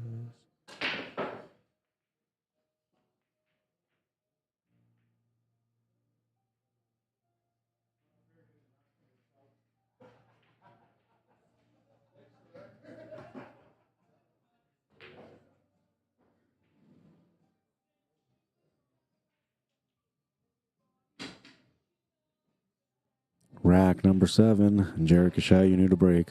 Leading by 2. Makes the 3, no, make the 5-ball off the break. He's got position on the 1. Angle to set up for the 2 is right there in front of him. Just needs to play the cue ball up to the top rail slightly. Just not right on the rail, just slightly off the rail for the 2-ball in the side pocket. But the reason why he's got to play it towards the top rail is because he needs a forward angle to get, like that, to get back up for that 3-ball. So where he's or where he was trying to aim at, that's basically where he needs to get with the cue ball. Almost at the middle dot of the top rail. If he gets right on the dot, the middle dot on the top rail, just off the cushion, it'll be perfect for the shape on the 3-ball after that. He's going to come up pretty short on it, though. And now I guess we got to consider the thought of either banking this to the side or drawing off of the 2 into the 7-ball and just settling for a longer shot on the 3.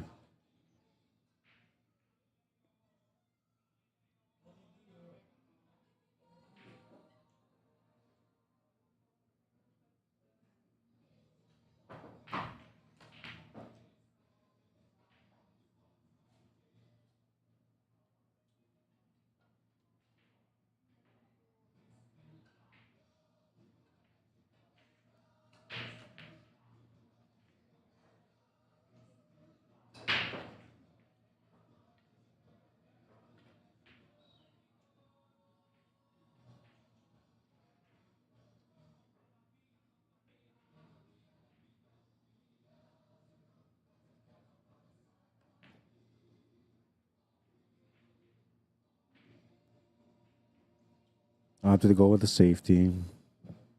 And it's not a bad leave. I mean, he's left him over the ball, over the pocket, over the ball. This is pretty good leave. It'll be challenging for Fabian to be able to make the 2-ball. Now, the only thing that helps him here is that, if he just focuses on making just the 2-ball alone, he should be able to get position on the 3 naturally.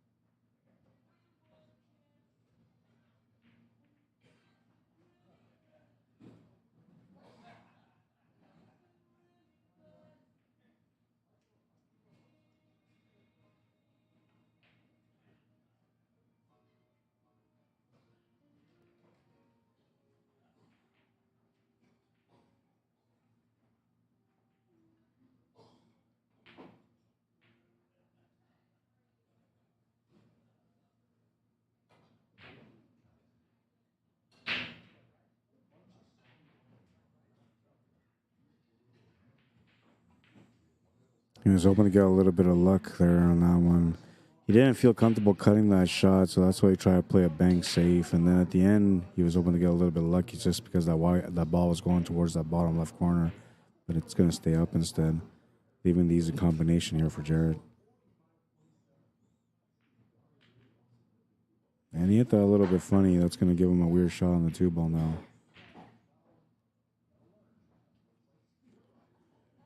It's not too challenging, but you're shooting over the ball slightly and you're cutting the ball. And what makes the shot a little bit easier is the fact that, natural shape of the 3-ball as long as you make it. So it removes the pressures and the extra thought process of trying to create shape. It simplifies the shot to just making a shot.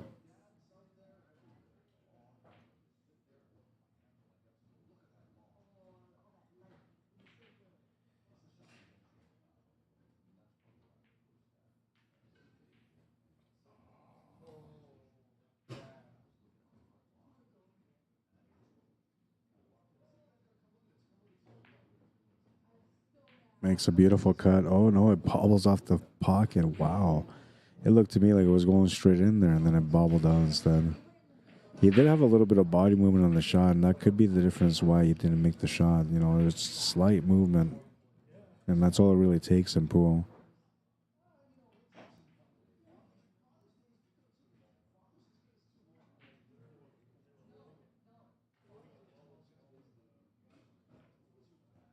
Makes the shot to the corner. He'll have position on the 3-ball as well. 4-ball's got different options here. It just depends on what positional shot he wants to create off this 3.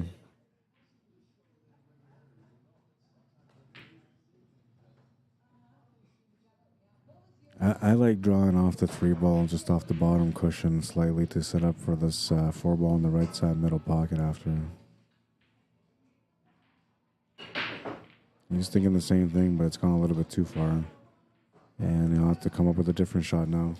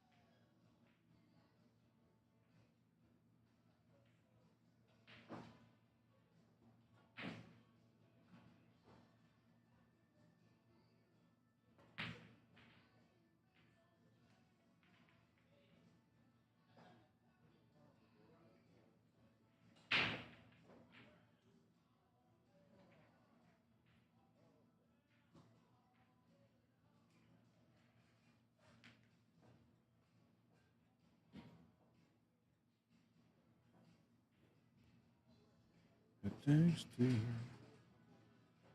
Come on, baby. Let's go.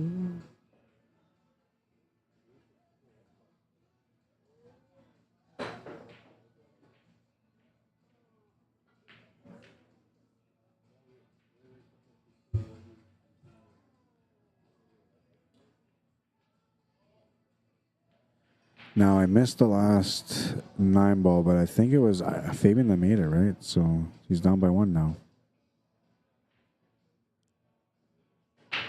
Ryan Fagan says, thanks for live streaming, Ron. Good job. Thank you. I appreciate it.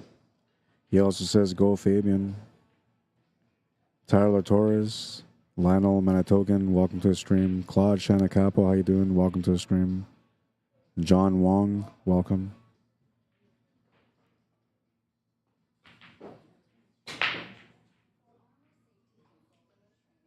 He's going to make the 9-ball, but it went into the top corner, which doesn't count. It'll just get spotted. On a golden break with all pockets live, you know, he would have been tied up at 4 just like that. Different match, but unfortunately for him, 9-ball only counts in the top 2 corners of our screen and the middle pockets only.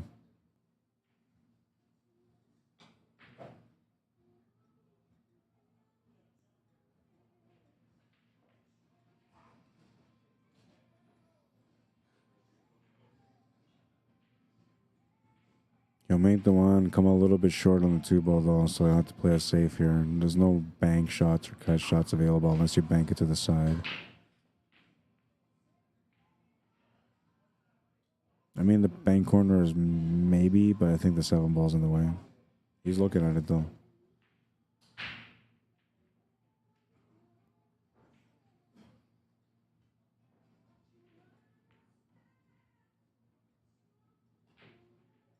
Oh, and he made a beautiful bank. With the kick out on the 3, that worked out amazing for him. Oh, now he's got to find the finisher.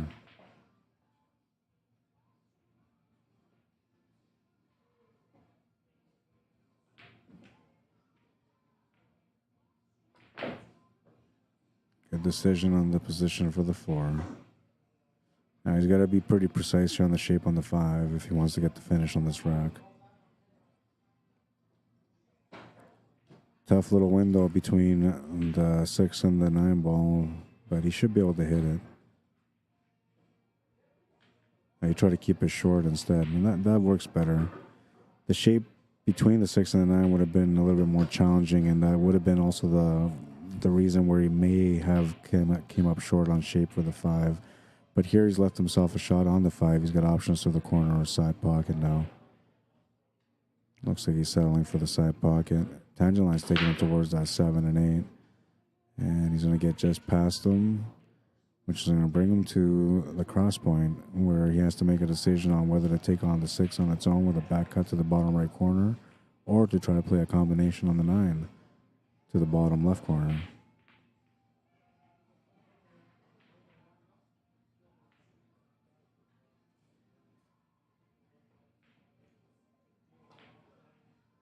Missed the shot to the corner though. And he does not get lucky. He's left a shot for Jared here. He'll have a chance to be able to capitalize on this one and get his 2-game lead back.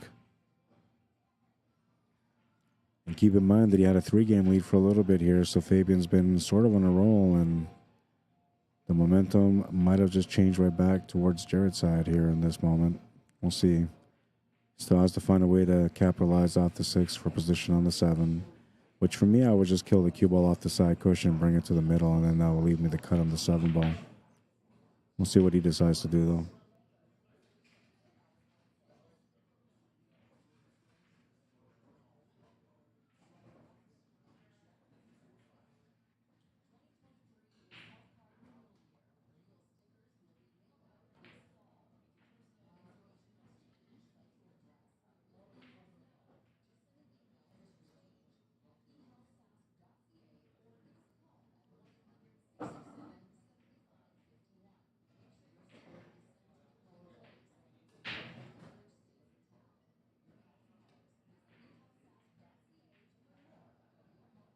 So I had to go for a bang just to get better position on the 7 ball, and it worked out as a safety at the end.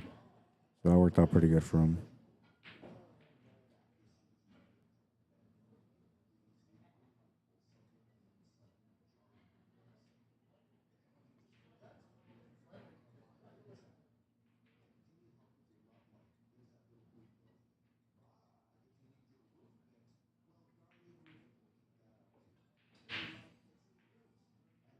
I was able to hit the 6 ball just enough, and he does.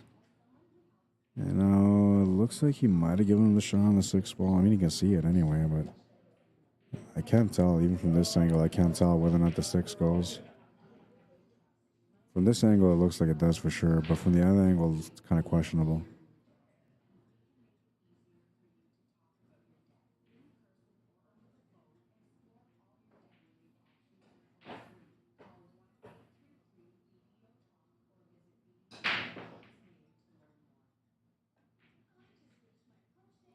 Yeah, it did go, and he made the shot, and he'll have position for the 7 ball as a reward.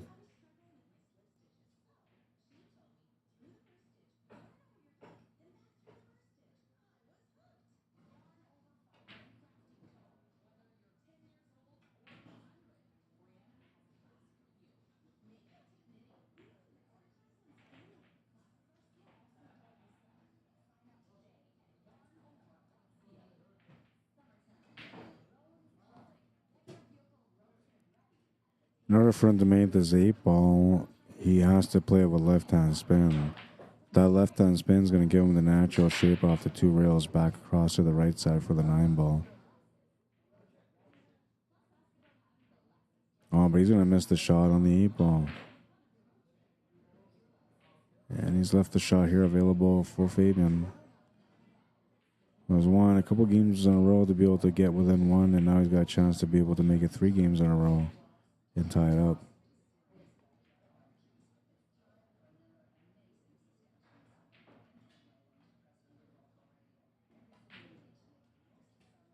But he'll miss the 8 ball.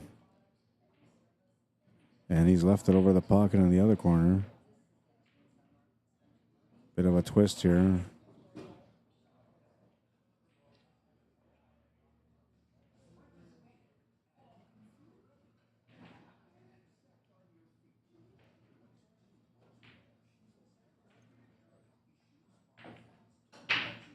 Makes the 8 ball. Is going to have shape on the 9. This is to get a 2-game lead back. He was once up 3 games, so he's looking to get back into that same spot. And he'll make that 9 ball. 5-3. He's up by 2. Race to 9 for both these guys. No handicaps, straight races.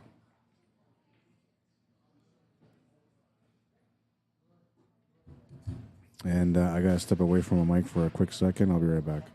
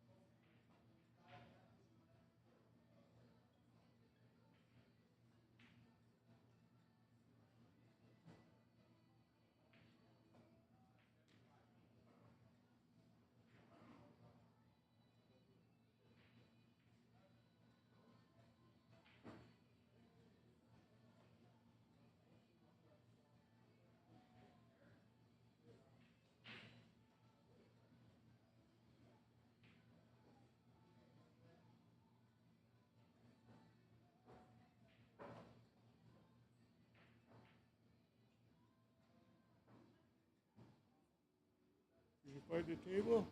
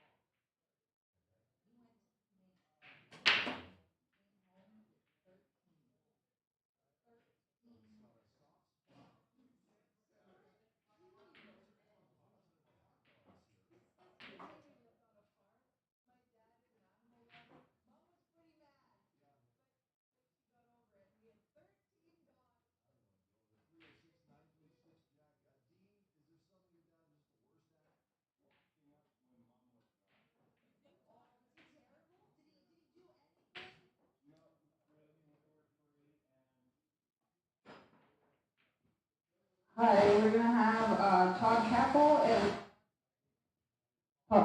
Tom Samagonis on table 13, please.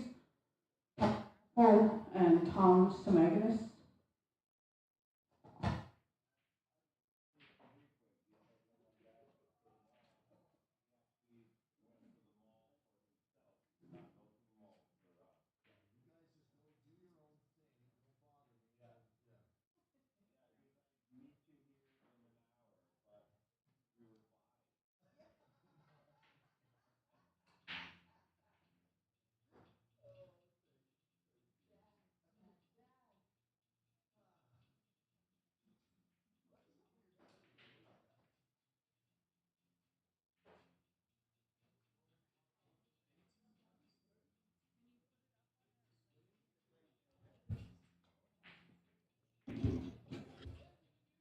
All right, so it doesn't look like I missed anything. That's good.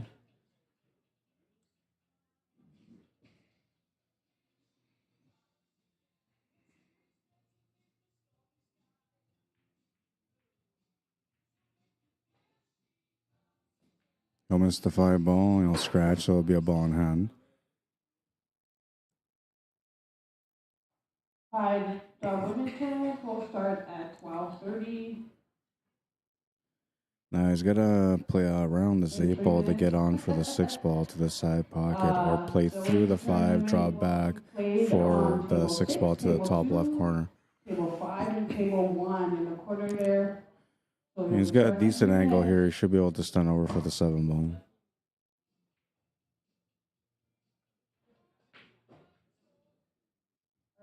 Our first match for the ladies tournament is table 6, Yvette Keppel and Shanna McKay Tracy. Table 2, Cindy Nana Quayton and Maricus Clements. On table 2, They're calling out table 5 is Flora the women's Quinn matches. and They're Carol starting up now on table in 1 a couple of is minutes. Wanda Price and Lisa McNabb. And we're going to see about getting some of those women matches on the TV table as well.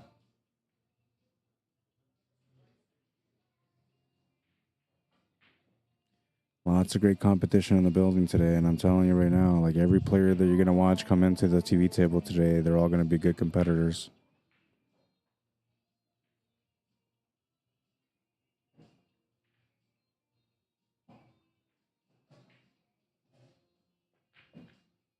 Makes the 9. He's got a 3-game lead back, 6-3.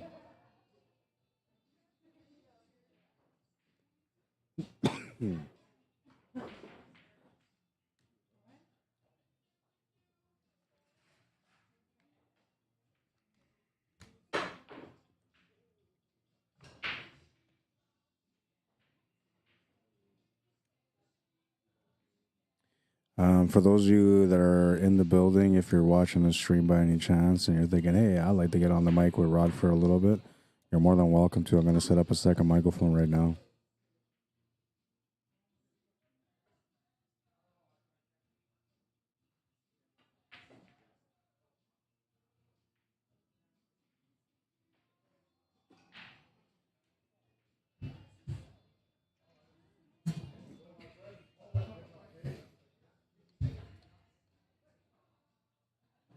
Rack number 10, and Jared Kashay, you need a break. Leading by 3. It's a race to 9, so he needs to win 3 more games to win the match. Favorite Iron Eagle looking to win 6 to win the match. Would like to win the next 3 just to tie things up, though.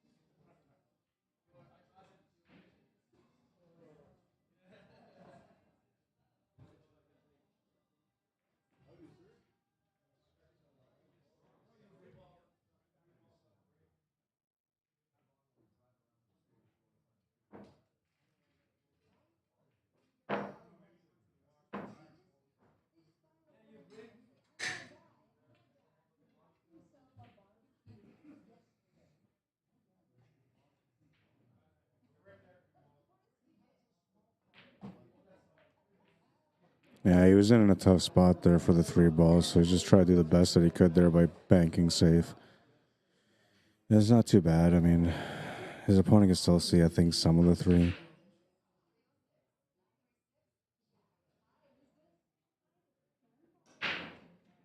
And if he can't, he ends up fouling. Well, this gives him an opportunity at this table for sure. Feed yourself. Oh, thanks, man. But I still have something from yesterday. So.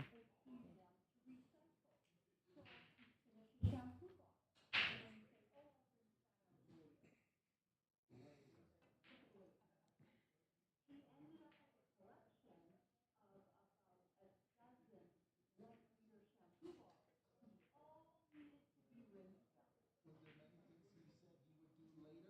Well, he got the hit, which was important. He didn't give him a ball in hand, which was another thing he had to avoid there. And he's left him in a somewhat uncomfortable position. I mean, you're not going to be able to stretch out for this shot. You're going to have to use an extension or a bridge for it. And so that alone takes away the feel from the shot, which, makes it a little bit more difficult for the player to be able to play position. They got to lean more on their knowledge than on the feel. Which is one of the reasons why I personally don't like to wear a glove when I play, because I like to feel when I'm playing certain shots, like a shot like this, I would like to get a good feel for my cue as I'm stroking through. I find that the glove takes that away, so then you don't get that precision that you're looking for. But that's just my own personal opinion.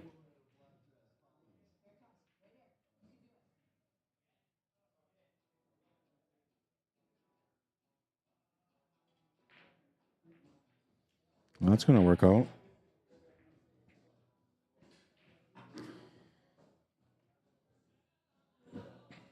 Doesn't have much of a shot on the 4-ball, but there is a bank side available with the 8-ball kind of leaning by the pocket as a cushion ball.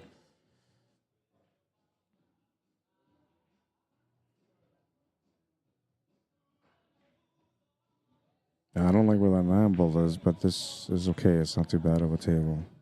You just have to defend your opportunity here and try to get back on the table again. That's what he's trying to do here by playing safe, and it's not bad. He's giving him a shot on the 4-ball. You can see the full 4, but there's a lot of distance. There's really no pocket. A bank corners about the only opportunity here. Maybe a cut on the 4 to the bottom right corner. Both shots, not easy.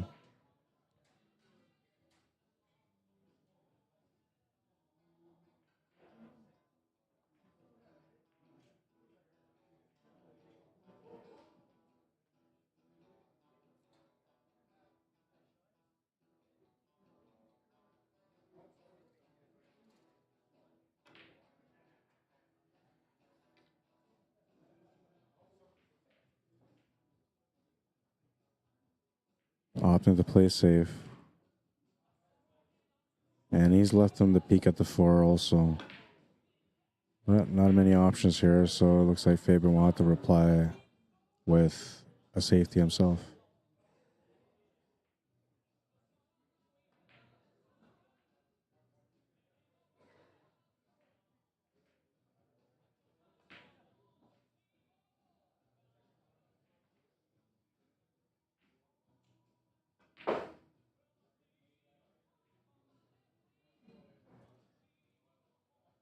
I mean, you could always go for the bank here too if you want to, but if you didn't go for the bank a little bit earlier when I had the 8-ball as a cushion ball, I didn't think he was going to take the bank there in that moment. And he didn't. He played the safety.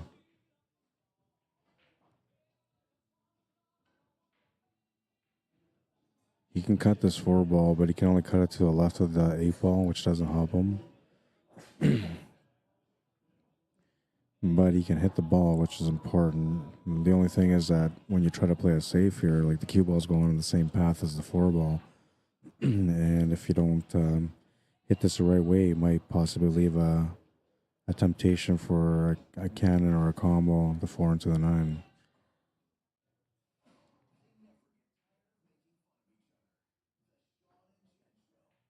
Now, one thing for sure is that he can make that 4-ball go just slightly to the left of that 8-ball.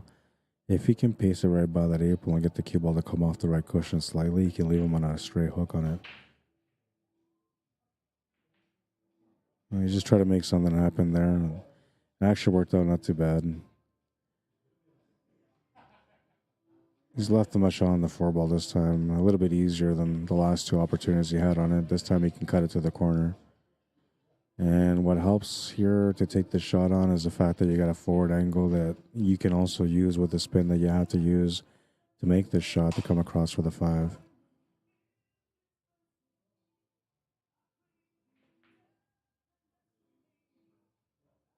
He'll miss the shot though, and looks like he got okay on the leave.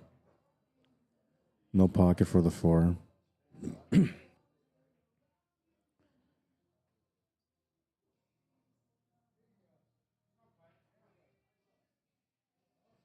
I'm going to have to play safety here.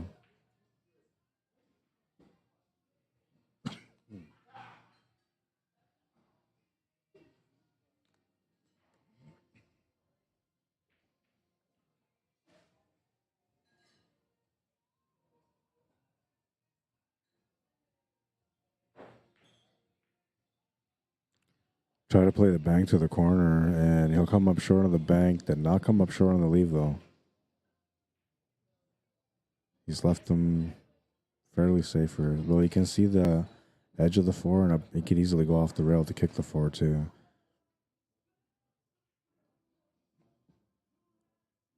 Just doesn't have enough to be able to, like, bank it or anything like that. Just enough to clip it. Maybe it might be best to go off the back rail instead. Oh, you can see enough to hit it. If it sticks to the rail, he's going to be good. And this is definitely not an easy shot if you're going to try to cut this. So he's done pretty good for himself with a leave.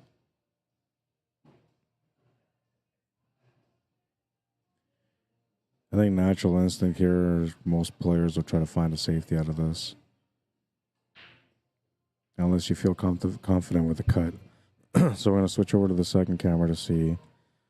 All right, so from this angle, it looks like he's got enough room to be able to make the cut, no problem. But it's still a difficult cut. He made it look easy, though. And in order to make that shot, you have to increase the pace, which is what he did on that one. And that pace gave him the perfect shape on the 5. He's got angle here to go off 2 rails for the 6 ball. And now I think you just go for the win here. You don't go for the 9 ball.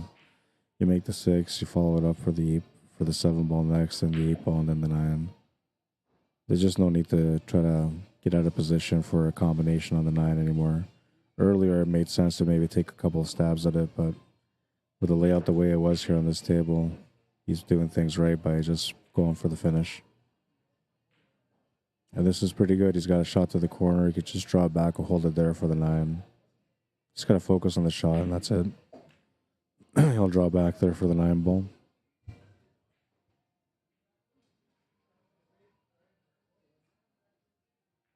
He'll make the 9, and he's got another game lead now. 4-game lead, 7-3.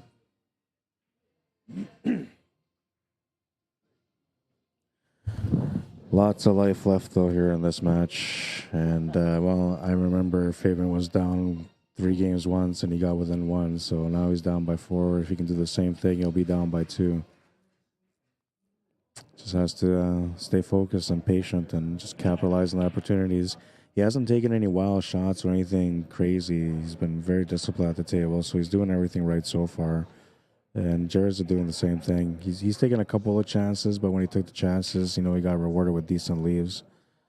I feel like it's been a fairly even match, even though the score says otherwise.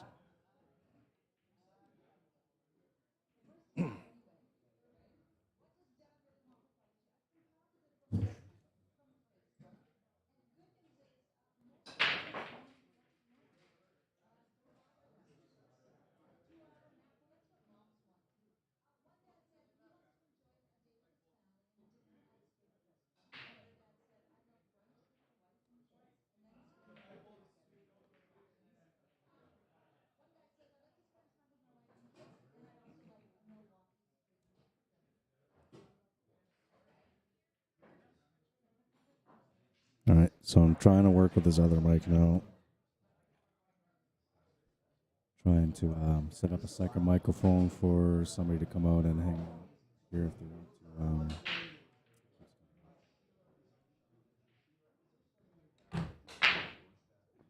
All right, that's better.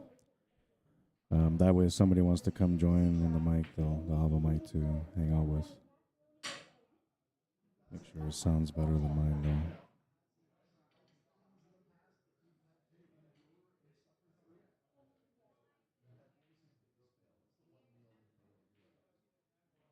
Does this mic sound okay to you guys? Is it too loud? I feel like it's perfect, but my headset tells me that it sounds perfect, but the headset's a little enhanced too, so it sounds a little bit more stereo-like and makes pretty much every mic sound good whenever it comes through. And that's the only reason I'm asking, but I'm going to switch over to the other mic now and I'll mute this one. I just wanted to see, connect it and see what you guys thought, if the mic sounded good or not.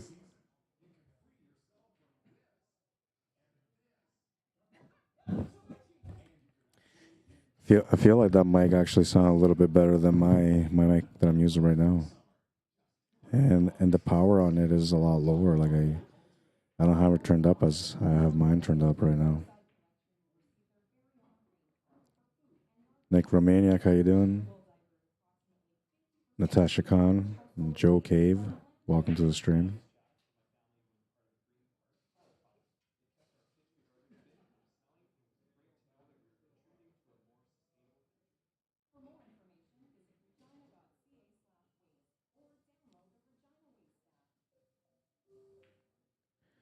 Kind of a weird shot because you're shooting over the ball on a 6 ball and you're trying to spin right hand spin to come across for the 3 ball.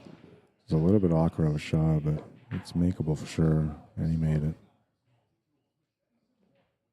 Now he's got a decent angle here on the 3. There's not much for the 4 to begin with. Best he can do right now is maybe a combination 4 to the 7. Trying to get on the left side of the 4, then you can make it to the right side middle pocket. And that's about the only options we really got. And I mean, playing a 4-9 combo, there's nothing really there for the 9. But if you feel like taking the 9 ball for a spin, try your luck out type thing, I guess that could be another plan. He was trying to come across to set up for that 4-7 combo.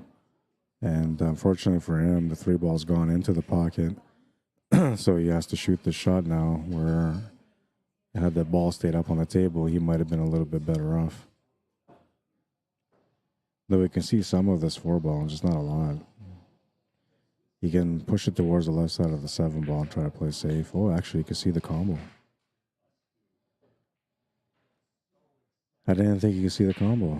I'm trying to look at this again on the phone.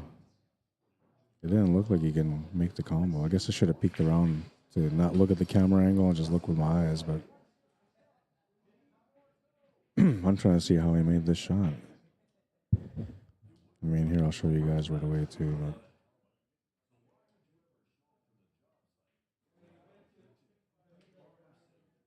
camera angle is deceiving. It looked like he didn't really have much on that 4 ball, but he had lots.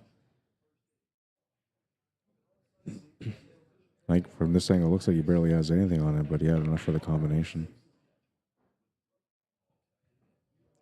So at the end, that worked out pretty good for him, making that 3.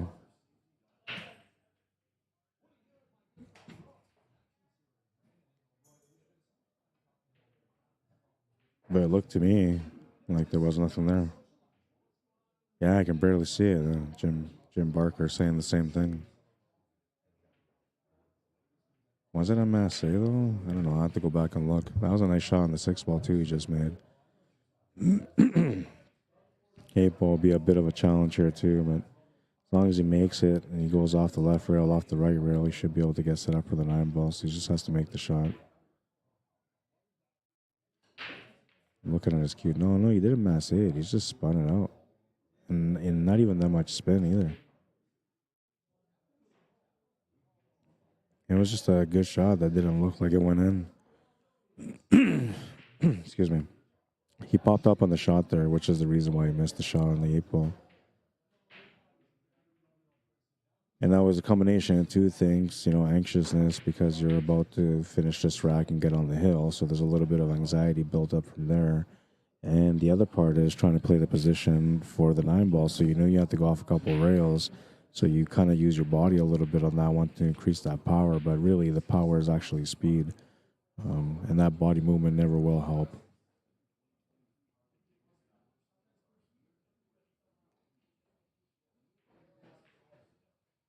Oh, he's going to miss that 9 ball. And maybe in a good spot, though. You didn't really give him anything on the 9, so if you're going to miss it, it's the best way to miss it. Looked to me like, just a little bit of a brain fart there. And it happens, especially when you're expecting your opponent to finish the table and then they don't. Now you get another chance at the table and you're like not really mentally ready for it. For me, what I like to do when I'm playing a match is that while my opponent is shooting, I'm constantly thinking about what I would do if he missed. So that way, like if the opportunity comes up that the opponent misses, I'm not spooked out by it. I'm actually ready and prepared. I was kind of expecting it. And it's the same. I was talking to Yvette Cappo yesterday. We shot a couple of racks, and I said to her, like, I'd rather play shape for a long shot, and that's going to be difficult, than for me to be forced to have to play that shot on my own because I got out of position or because of a leave or whatever. Look at this shot. Wow, what a shot. What a shot. He's on the hill. Yeah, so for me, like if I can play shape, if I'm forced to like say if I have a drawback angle that doesn't work for me, so I have to play the shot forward instead and make the next shot longer and harder, I'd rather do that intentionally than get caught off guard for it. And the reason why is because then you're mentally prepared, right? And that's the same reason why when my opponent's playing at the table, I'm thinking about what to do if my opponent misses, so that way I'm mentally aware and ready for when it's my turn at the table. And even though, you know, the situations may change from what I'm expecting mentally to happen when my opponent misses, maybe like he gets a different positional shot that I was expecting, so now I got to work with a different plan. Whatever the case, just the thought that I'm going through as my opponent is playing, all the thoughts that I'm going through of pattern plays and position and shots that I'm going to take allows me to be ready for when it's my turn to shoot. And I think it's important to always be ready to shoot whenever it's your turn to shoot. You know, you can't just come up and just be ready. You have to be ready before it's time to come up, you know? I don't know if that makes any sense, but that's just the way I explain it. It's like league, you know? When I play league like as if I'm playing in a tournament. I play to win. I play my best effort. I try to run out. If I can't run out, I'll play safe. But to me, every win is important, right? And it's not because I want to win. It's because I said to myself that I'm going to try the same efforts in every rack forever. And that's how my game got better. Just by being prepared for the situations, you know. Well, looks like he's come up dry on this one, so Fabian will get a chance to get going here. He's got his back against the wall right now. He's down by 5, needs to win 6 to win the match. Hasn't really had much of an opportunity except for the last turn, and eventually that turned over to Jared, who ended up winning that game, putting him on the hill. And now, well, all he's got to do here is just try to get through this rack and just work it out one shot at a time.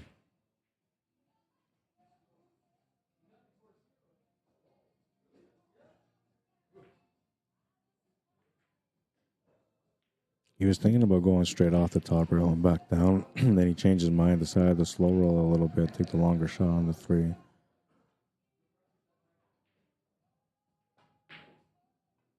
And I tried drawing position for the 4 ball, which forced him to miss the 3 ball.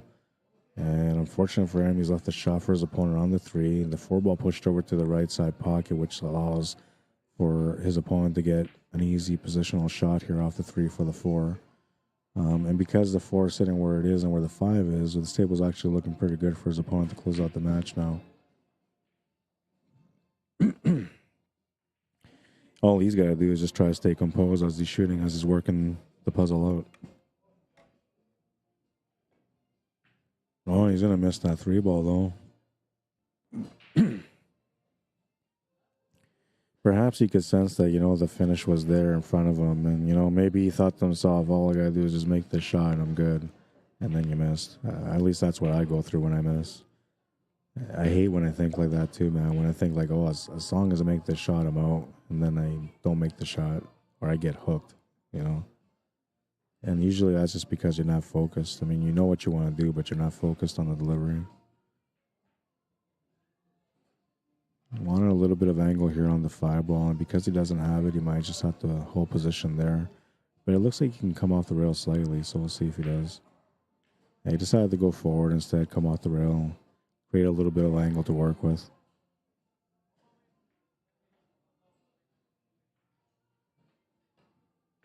Couple different options here for the 7. He's going to miss the 6 ball. And unfortunately for him, he missed the 6 ball in a way where his opponent's going to be able to pop the 6 ball and get down for the 7 ball. Stun draw coming up here, and that should be good for him to be able to get the shape on the side pocket. You could try to set up for the 7 ball to the bottom left corner just to draw back for the 9 ball. That would be another option also.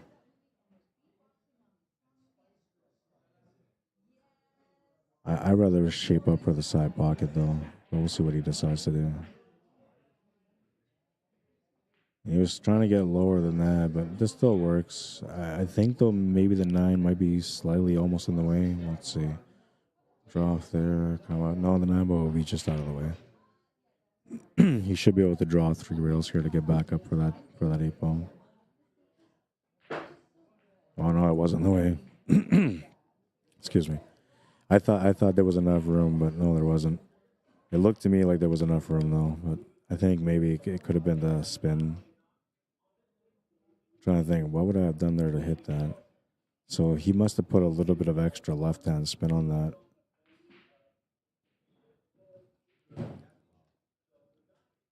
When it wasn't even by much, just a touch of left-hand spin is what changed everything for him.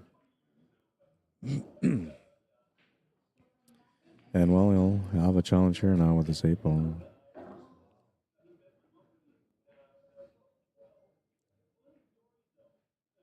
Trying to get a safe leave here, and he's going to give his opponent a shot on the 8-ball. Not quite a giveaway, though. The position here makes it look like it's an easy 8-ball, but because you're trying to hold position for the 9, it makes it a little bit more challenging.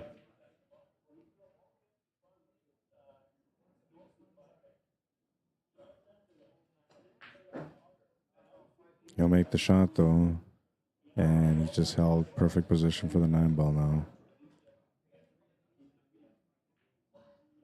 All right, so he survives the first rack out of 6. Needs to win the next one here to get within 3.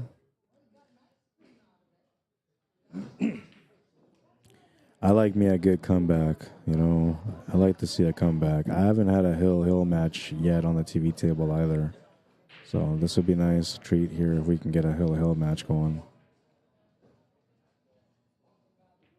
Like I say, it doesn't matter about the misses on the table. What matters is the mentality of the player when the next shot comes up.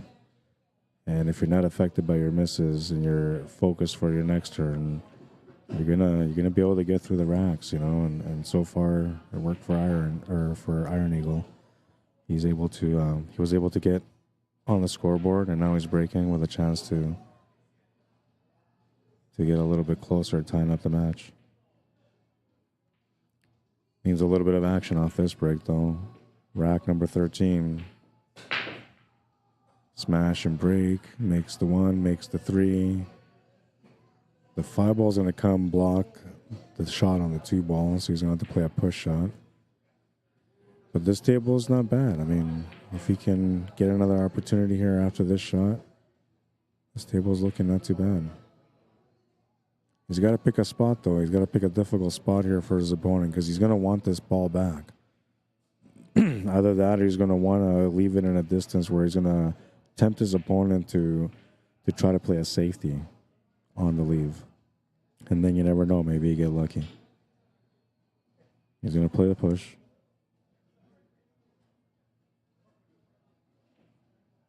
Yeah, that's not a bad option. I mean, the shot is makeable. The tangent line is putting him at a scratch almost. And the only way you would avoid it is by playing topspin. Which, the topspin, like if you're trying to play off the bottom rail, off the left rail, off the top rail, back to the right for that. Oh, wait, the 4-ball's up there by his hand. So all he's got to do is just make this, really. He's playing safety back, though. And I think he's got him pretty good. At least from this angle, it looks like he's got him pretty good. And see, this is the thing. When you got a big lead, it's hard for a player to be able to, you know, get that finish. So most of the times what they do is they try their best. They do some crazier attempts. They'll make a bank shot or something like that to try to get out and win the match. And then they start creating turnovers for their opponent, which their opponent slowly starts getting momentum build up. And they start winning racks, and it's all because the player that had the lead was just too aggressive because they just wanted to get it over with. And then as the opponent got closer and closer, they became nervous while their opponent became more confident. Very dangerous game to play. So what you're supposed to do is exactly what Jared is trying to do. He's just trying to grind it out, right? If you try to grind out every rack when you're in the lead like this, you're going to have a better chance to win the match than your opponent winning the match because you're playing the right shots all the way through, giving yourself the highest chance to be able to win the match.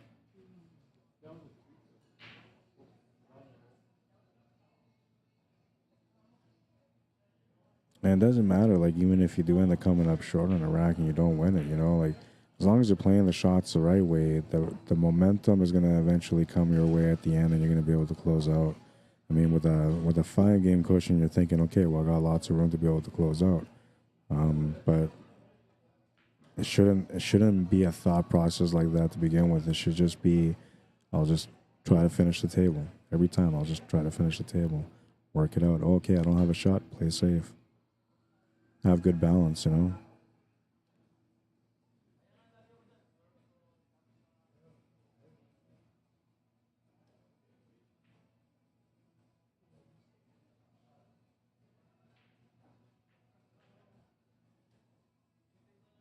Just enough room for the 6 to get by him.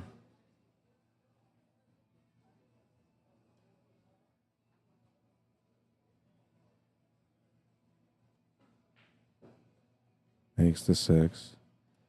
Got to shoot over top of the 8-ball here, which is uncomfortable, but the shot's not too far from the pocket. But he was shooting over the ball, and, well, he got lucky, though. He got lucky. So if you're going to miss, you know, you're hoping you get a little bit of a good roll, and this is as good as a roll as it gets. The 7-ball is frozen to the rail.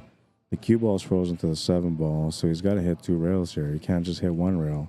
Cue ball has to hit 2 rails. But without calling a ref, you know, like it'll come down to the shooter in the end. He can't play this one. He's supposed to play it 2 because frozen ball to the rail makes it a dead ball. And he's going to hit 2, maybe 3. And he got a lot of good distance on this one too, so a good choice here. Like I said, that's all you got to do, right? Just give yourself the best chance every opportunity.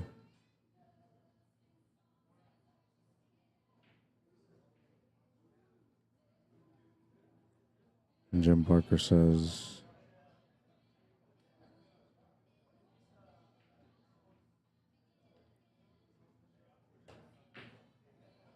he jumps up on the shot. Yeah, so that's like the hardest thing for pool players is to like not jump up on shots. And then Fabian got a little bit unlucky here because he tried to go for a bank shot, and then there was 7-ball and they're going all the way back up to the top to give Jared a shot at the 7. That's just a little bit of an unlucky roll, and I guess a fortunate roll if you're Jared. Might have to draw into this 8-ball. He tried to play the soft shot for the corner instead. And it's not bad. He's got the shot to the corner. Not straight, but not hard. And he should be able to get past the side pocket. If the ball was frozen to the rail, this would be a tougher shot. But because it's off the rail, he has a good chance to be able to make the shot and close out the match. Oh, but he's going to hit that horn. Because he was off about a chalk length away from the rail, so he should have been able to get past that horn. But maybe in the mind, you know, he was thinking like it might clip that horn, and then because he just thought about it might clip that horn, the brain said clip the horn, and then he shot the 8-ball to the horn. It happens, and a nice shot on the 8-ball there.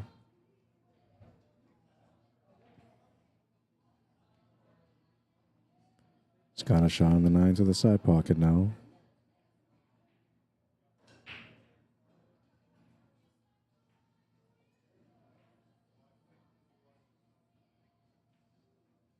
Oh, he's going to miss it though.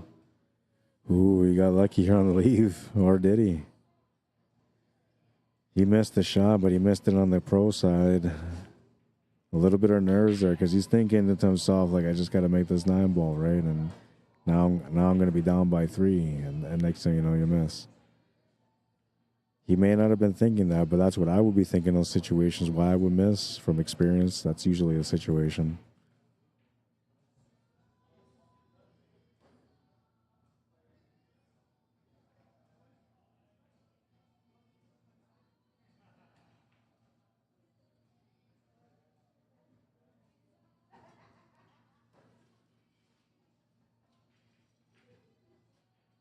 Looking for a safe leave here. And this is probably the worst thing that he could have done for a leave because he's given a nice cut shot here to Fabian.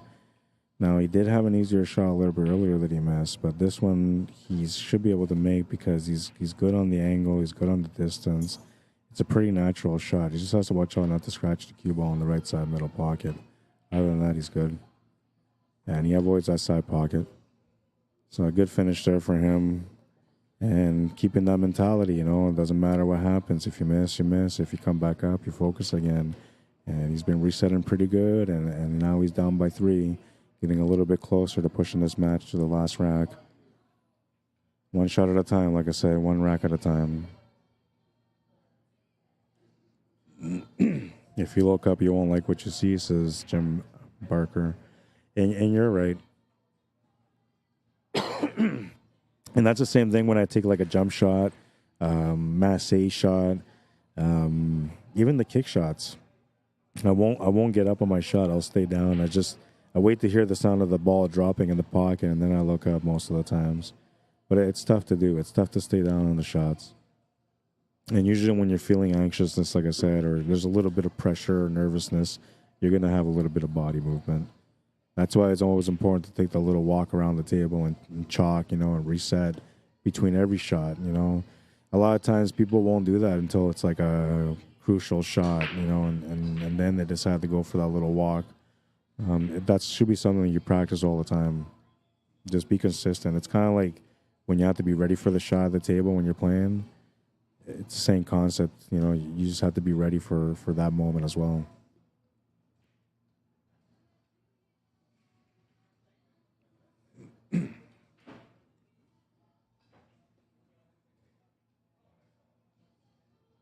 I feel like this is one of the hardest games in the world, even though, you know, they don't call it a sport, they call it a game. To me, this is a sport, and I find that extremely hard. I mean, when I used to play in my early days, it was always just about fun. But when I started playing to compete, to become better, to win titles and stuff,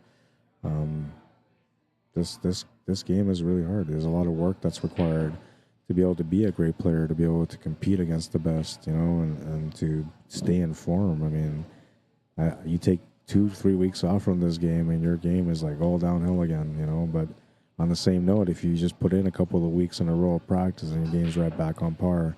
But it's that kind of a game, right? Like you can't come in cold and win a tournament. I've never met anybody that's come in cold without a warm up and won the tournament.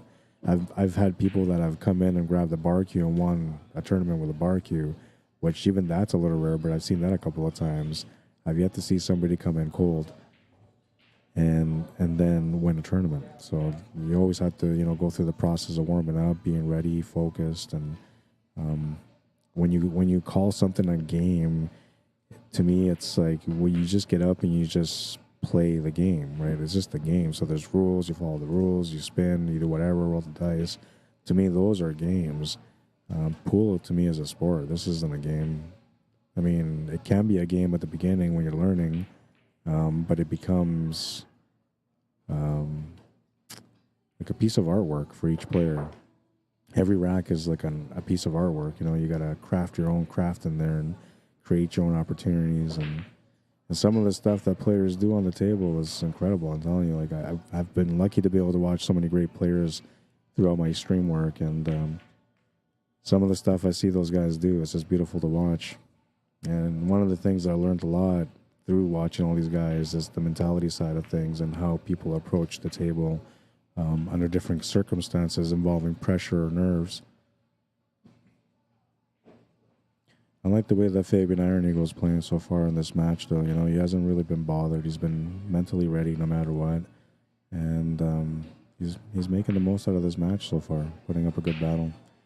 And Jared, you know, he's just trying to find the finish, and he's been pretty patient so far. And as long as he keeps trying to stick out with his patience, he's going to get rewarded in the end. But so far, this has been an interesting little matchup.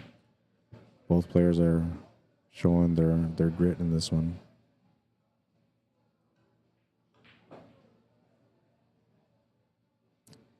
This is a tough hit, you know. You almost have to go 2 rails here to hit this. If you try to go off one, it's pretty hard to do because you almost have to masse around this 4 ball to be able to hit near the horn of the side pocket and then spin towards that 2 ball, which it's very, very hard to do.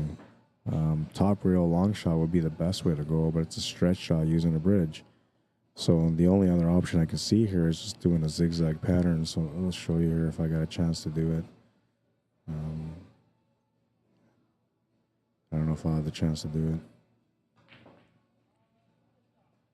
No, I didn't get the chance, but I'll show you guys here anyway because he was right here. So like going like this and the Z pattern like that would have maybe helped for him there. That wasn't a Z. It looked more like a reverse upside down too.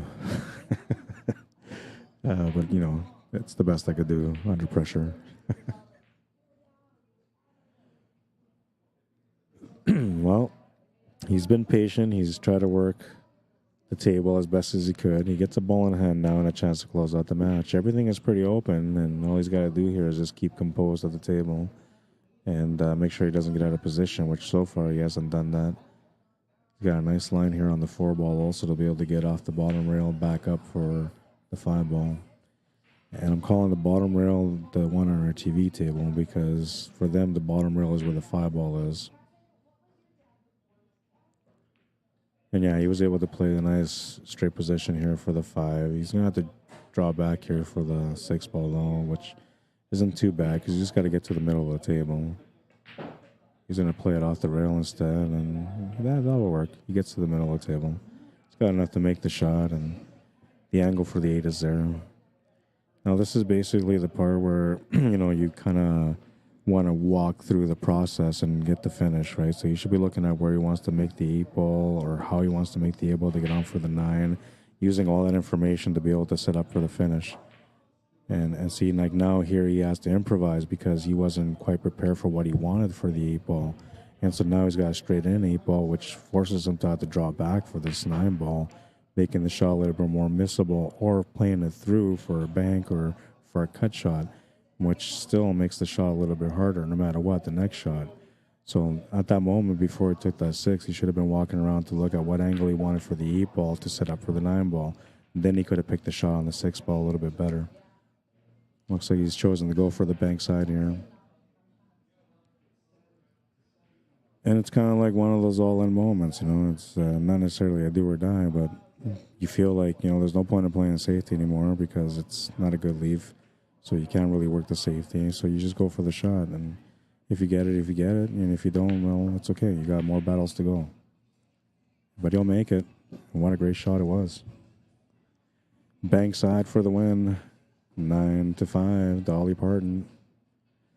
And that was it. You know, he had to find a way to get through the racks, and he got through that rack for the finish. Take a look at the bank shot again. Nice and clean, good pace, straight to the heart. Great finish, and I don't have a match on the TV table on the left, so now I got to find out who my next match is or when my next match is, but I'm assuming they're all going to keep coming back to back to back, so I'll be right back, and we'll go find out about the next match, and we'll get that going. You know what I'll do in the meantime, though? I know what I'll do for you guys.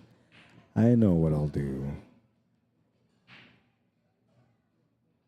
Because it's going to take me a couple of minutes to find out what the next match is going to be. So I'll let you guys check out a highlight reel. This is a highlight reel from ACS Las Vegas, the Nationals out there, 8-ball and 9-ball Nationals that were held at the Tropicana Las Vegas Hotel. I just made this, and it just got released a couple of days ago, actually. But this is a compilation of each day and some of the best shots that happened, including the best shots at the end. Check it out. I'll be right back with another match for you guys.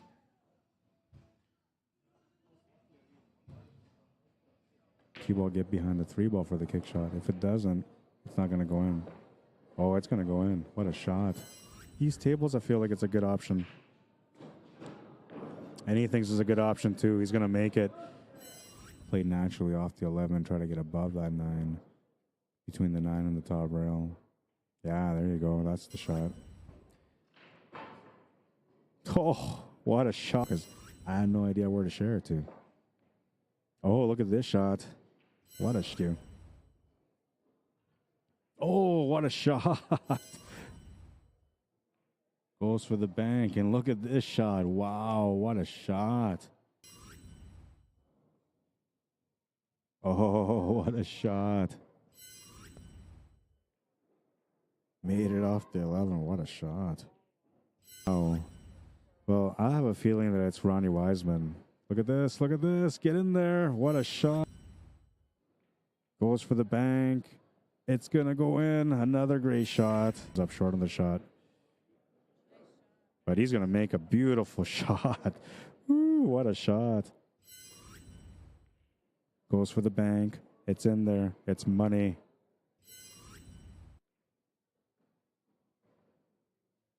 Uh-oh. Going for the scratch. Oh, saved by the horn. Rack number 11. Richard Collins just smashed the break, made the 5, made the 9. That counts because it went to the side pocket. You go for the shot. But if you leave it, you know, you're turning the table over for maybe losing the first rack. Going to go for the shot. He's going to make it. Oh, what a shot. With some spin, you're actually kind of forcing the cue ball that way. So, yeah, he did pretty good there. That was a nice shot. Board that's red and blue. Oh, that was a nice shot. Viewer beware. Great shot to open up. Wow. Oh, look at this shot. What a shot. Only ways you guys can really help out is, oh, look at this shot. What a shot. You're gonna hear it in my voice a little bit. I sound a little exhausted. Very, very nice shot. What she didn't move her body not once. If she takes this to the corner, she's floating with the pocket or the horn of the pocket. And she got a perfect shot on that one. 11 and 12, whatever it is that's sitting on the top. And look at this shot. What a shot. Very nice. And you'll make it. Woo!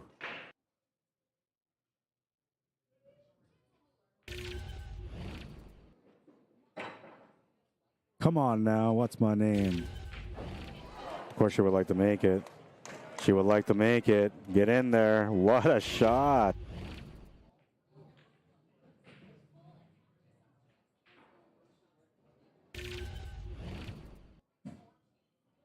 Come on, make it. What a shot.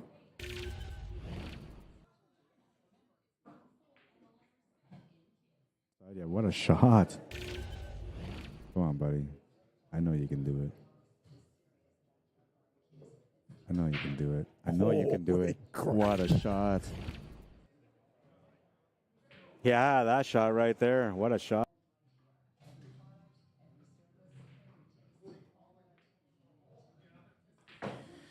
All right, and I'm back, and so we got a great matchup coming up for you guys. Hadar CAPPO versus Jason KLATT. And then on the left side, we're going to have Stephen Holm against Jason Kashayanu, I believe.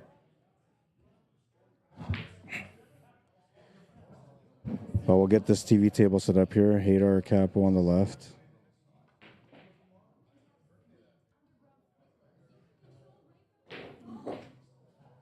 It's race to 9 on the A side, race to 9 on the B side also. Pool playing glove here that was found in the parking lot. You lost your glove. It was something was found in the parking lot. You can come down and see if it's yours. All right, so we got the scoreboard set up. Now we just got to wait for these guys to get this match going. I'm going to go find them to let them know. A left-handed glove, TAON, on the side there.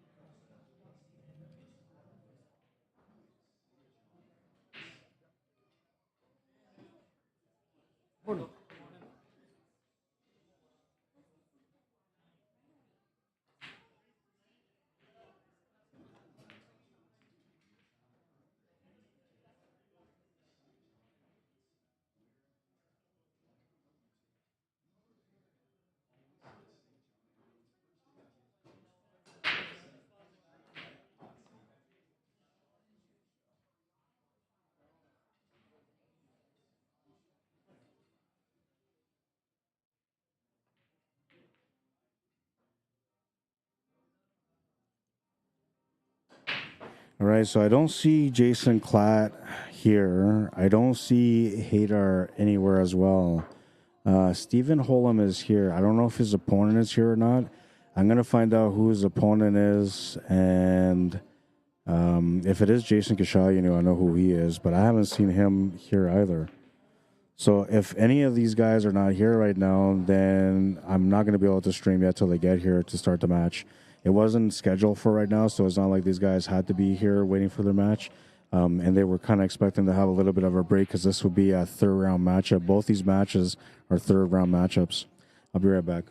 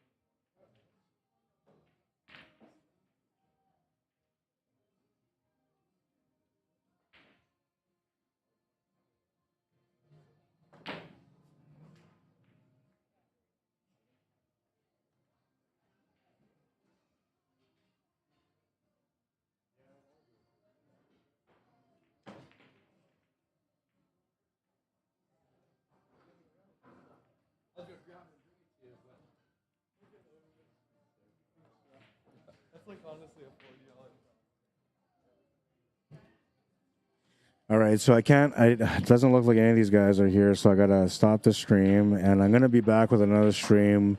I'm assuming within the next 15, 20 minutes. As soon as these guys walk in the building, I'll get it going.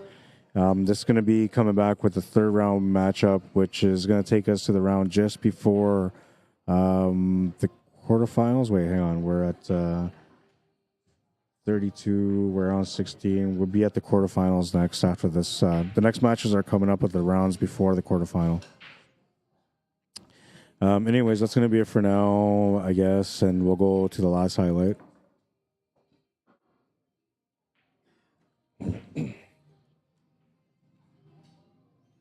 It was the finish for the win. Oops. Cue ball get behind the 3-ball for the kick shot. If it doesn't, it's not going to. I didn't mean to play that video again. It just happened, so I apologize for that. All right, so if you guys are enjoying the coverage and if you guys want to check out some more of that coverage, you can go to my YouTube channel. You can find me under Rod Arriagada /CSL Manitoba. And if you subscribe to my channel, you'll get notified every time that I go live. And I do all my personal work on there, so if I do any events whatsoever, they all go on there. You'll get a chance to watch concerts and indoor sporting events and outdoor sporting events and pool, lots of pool, because that's my #1 passion. But lots of different things for you guys to enjoy on my YouTube channel there. If you guys want me to come out and cover an event in your town, message me, Rod Arriagada at cslmanitoba@gmail.com. And I'm telling you right now, it would be a true pleasure for me to come out and cover your event. Let me know if there's something I can do for you as well. If you got any advertising for events that are coming up, or maybe you got a special fundraiser that you're trying to get some attention to, you can drop me a message on cslmanitoba@gmail.com, and I'll do my best to help you out. Same thing as if you guys are looking for some Jam Up apparel stuff, and you find something that you want from Jam Up Apparel, you can message me, rod@jamupapparel.com.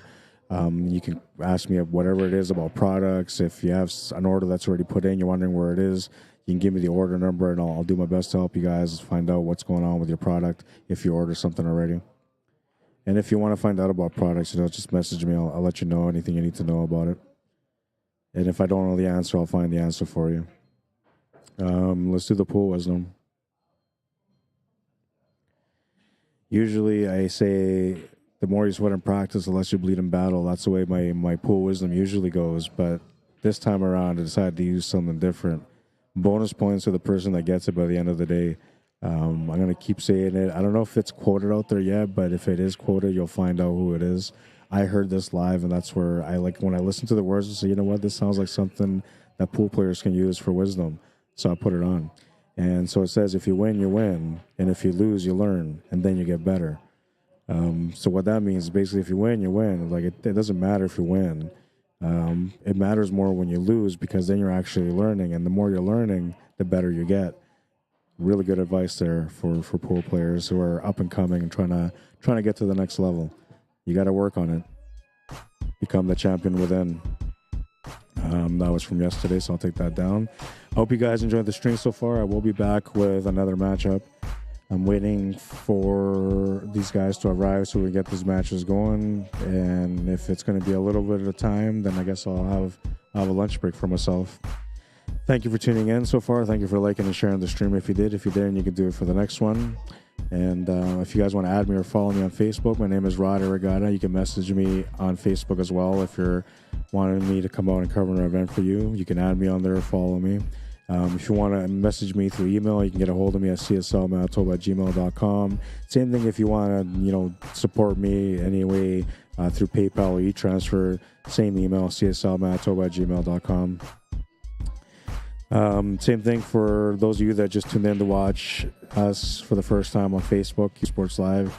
Make sure that you guys subscribe to our channel, or not subscribe, but follow our channel and hit the notification button so you get notified every single time that we go live. And we do go live a lot, but lately the guys in Calgary and BC have been a little bit quieter than I've been. But I'm usually going at least once a week, plus events, so you get a lot of entertainment for following us. That's going to be it for now, though, guys. I'll be back soon. I'm hoping within the next half hour with a matchup. All right. Thank you for tuning in. I'll catch you guys soon. Go get something to eat or have a smoke break, whatever you want to do. You got a few minutes to enjoy yourself. I'll be back. Cheers.